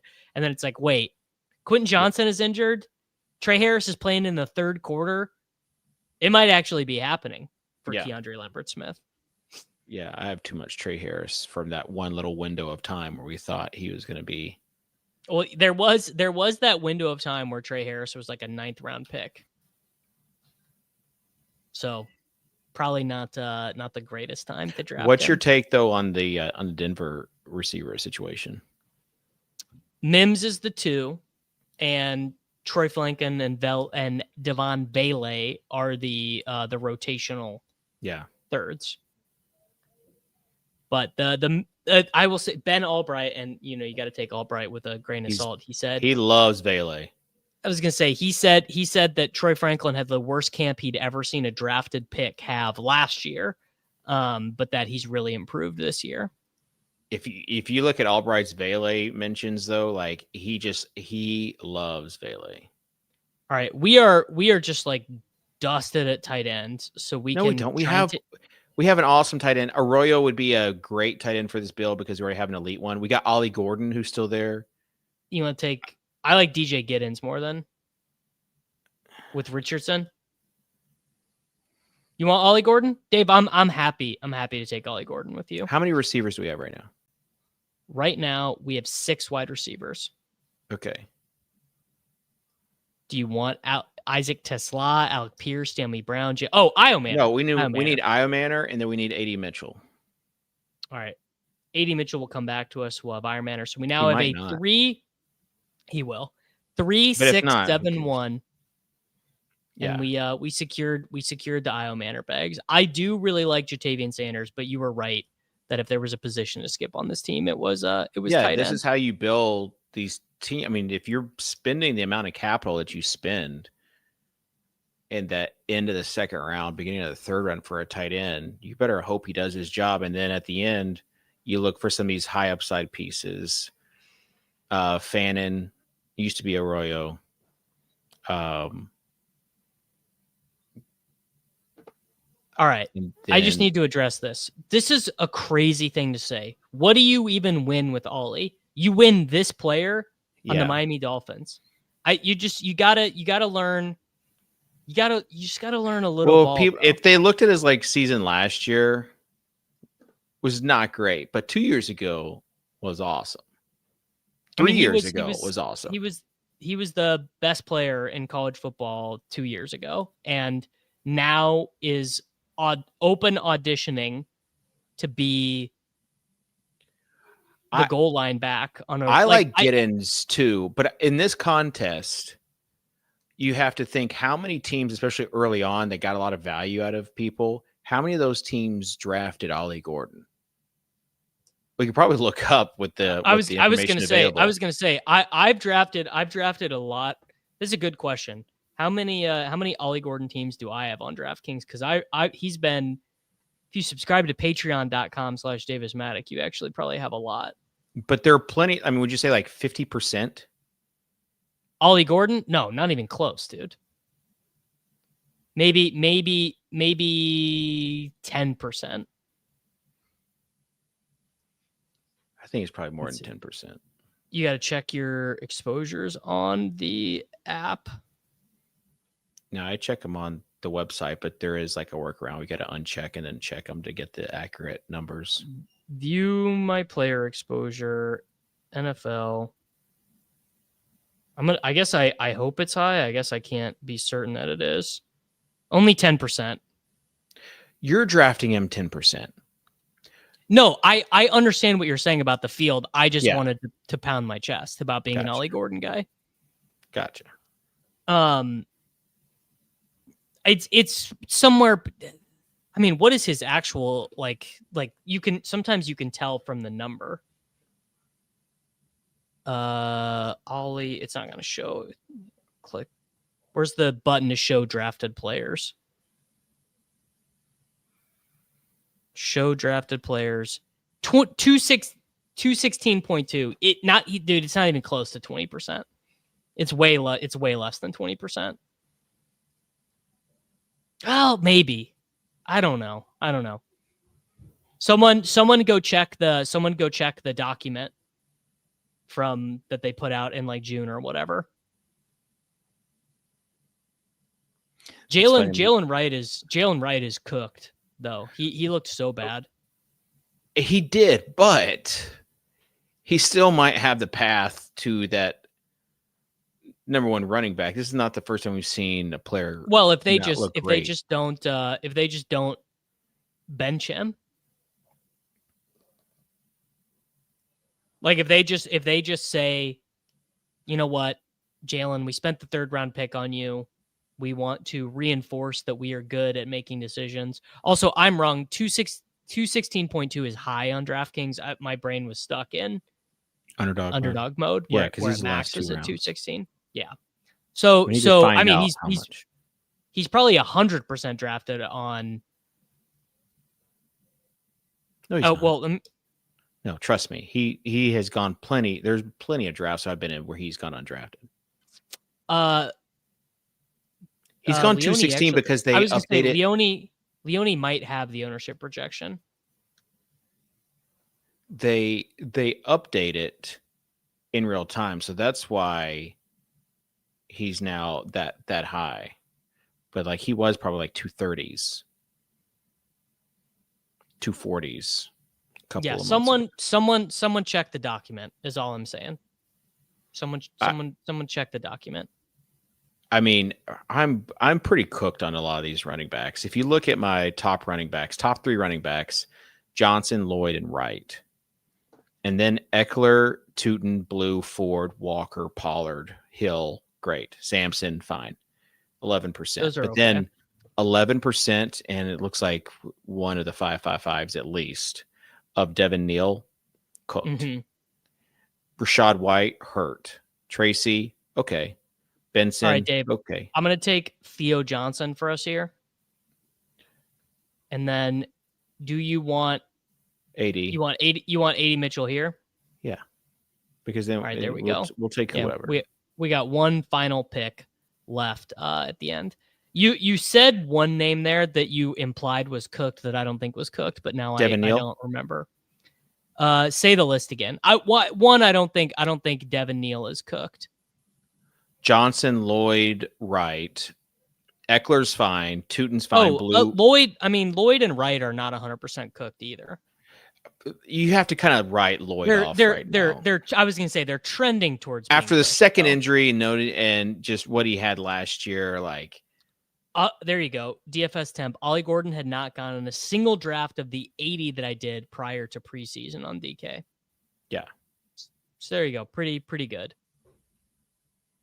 But basically, all these running backs above like I'm gonna have to bink one of these teams. I do have 10% Giddens. There you go. But the rest do not feel good.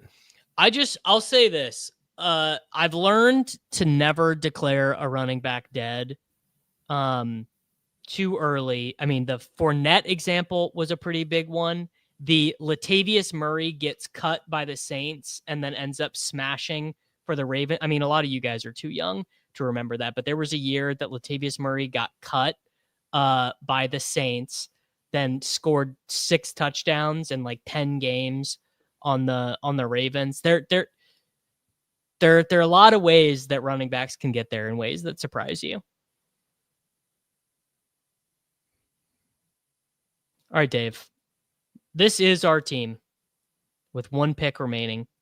Caleb Williams, Bucky Irving, J.K. Dobbins, Jamar Chase, Calvin Ridley, Jameson Williams, Trey McBride, Roma Dunze, Stephon Diggs, Luther Burden, Tank Bigsby, Cam Ward, Trey Benson, Isaac Guerrero, Anthony Richardson, Ollie Gordon, Alec Iomanner, Theo Johnson, and Adonai Mitchell. Honestly, pretty good team. What position are you thinking for the end? Do you want to take a tight end to get the tight end or symmetry? running back?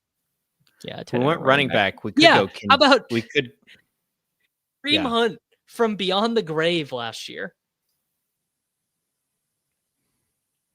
We lot could of go ways. Kendre as someone who has not been drafted a ton, looked good on Saturday. This offense is going to be an absolute mess. ATX Bearcat. Hey man, Austin Bearcat wants us to sauce him. Where's he at? What spot's he at? We're happy to sauce. He is the 5 hole.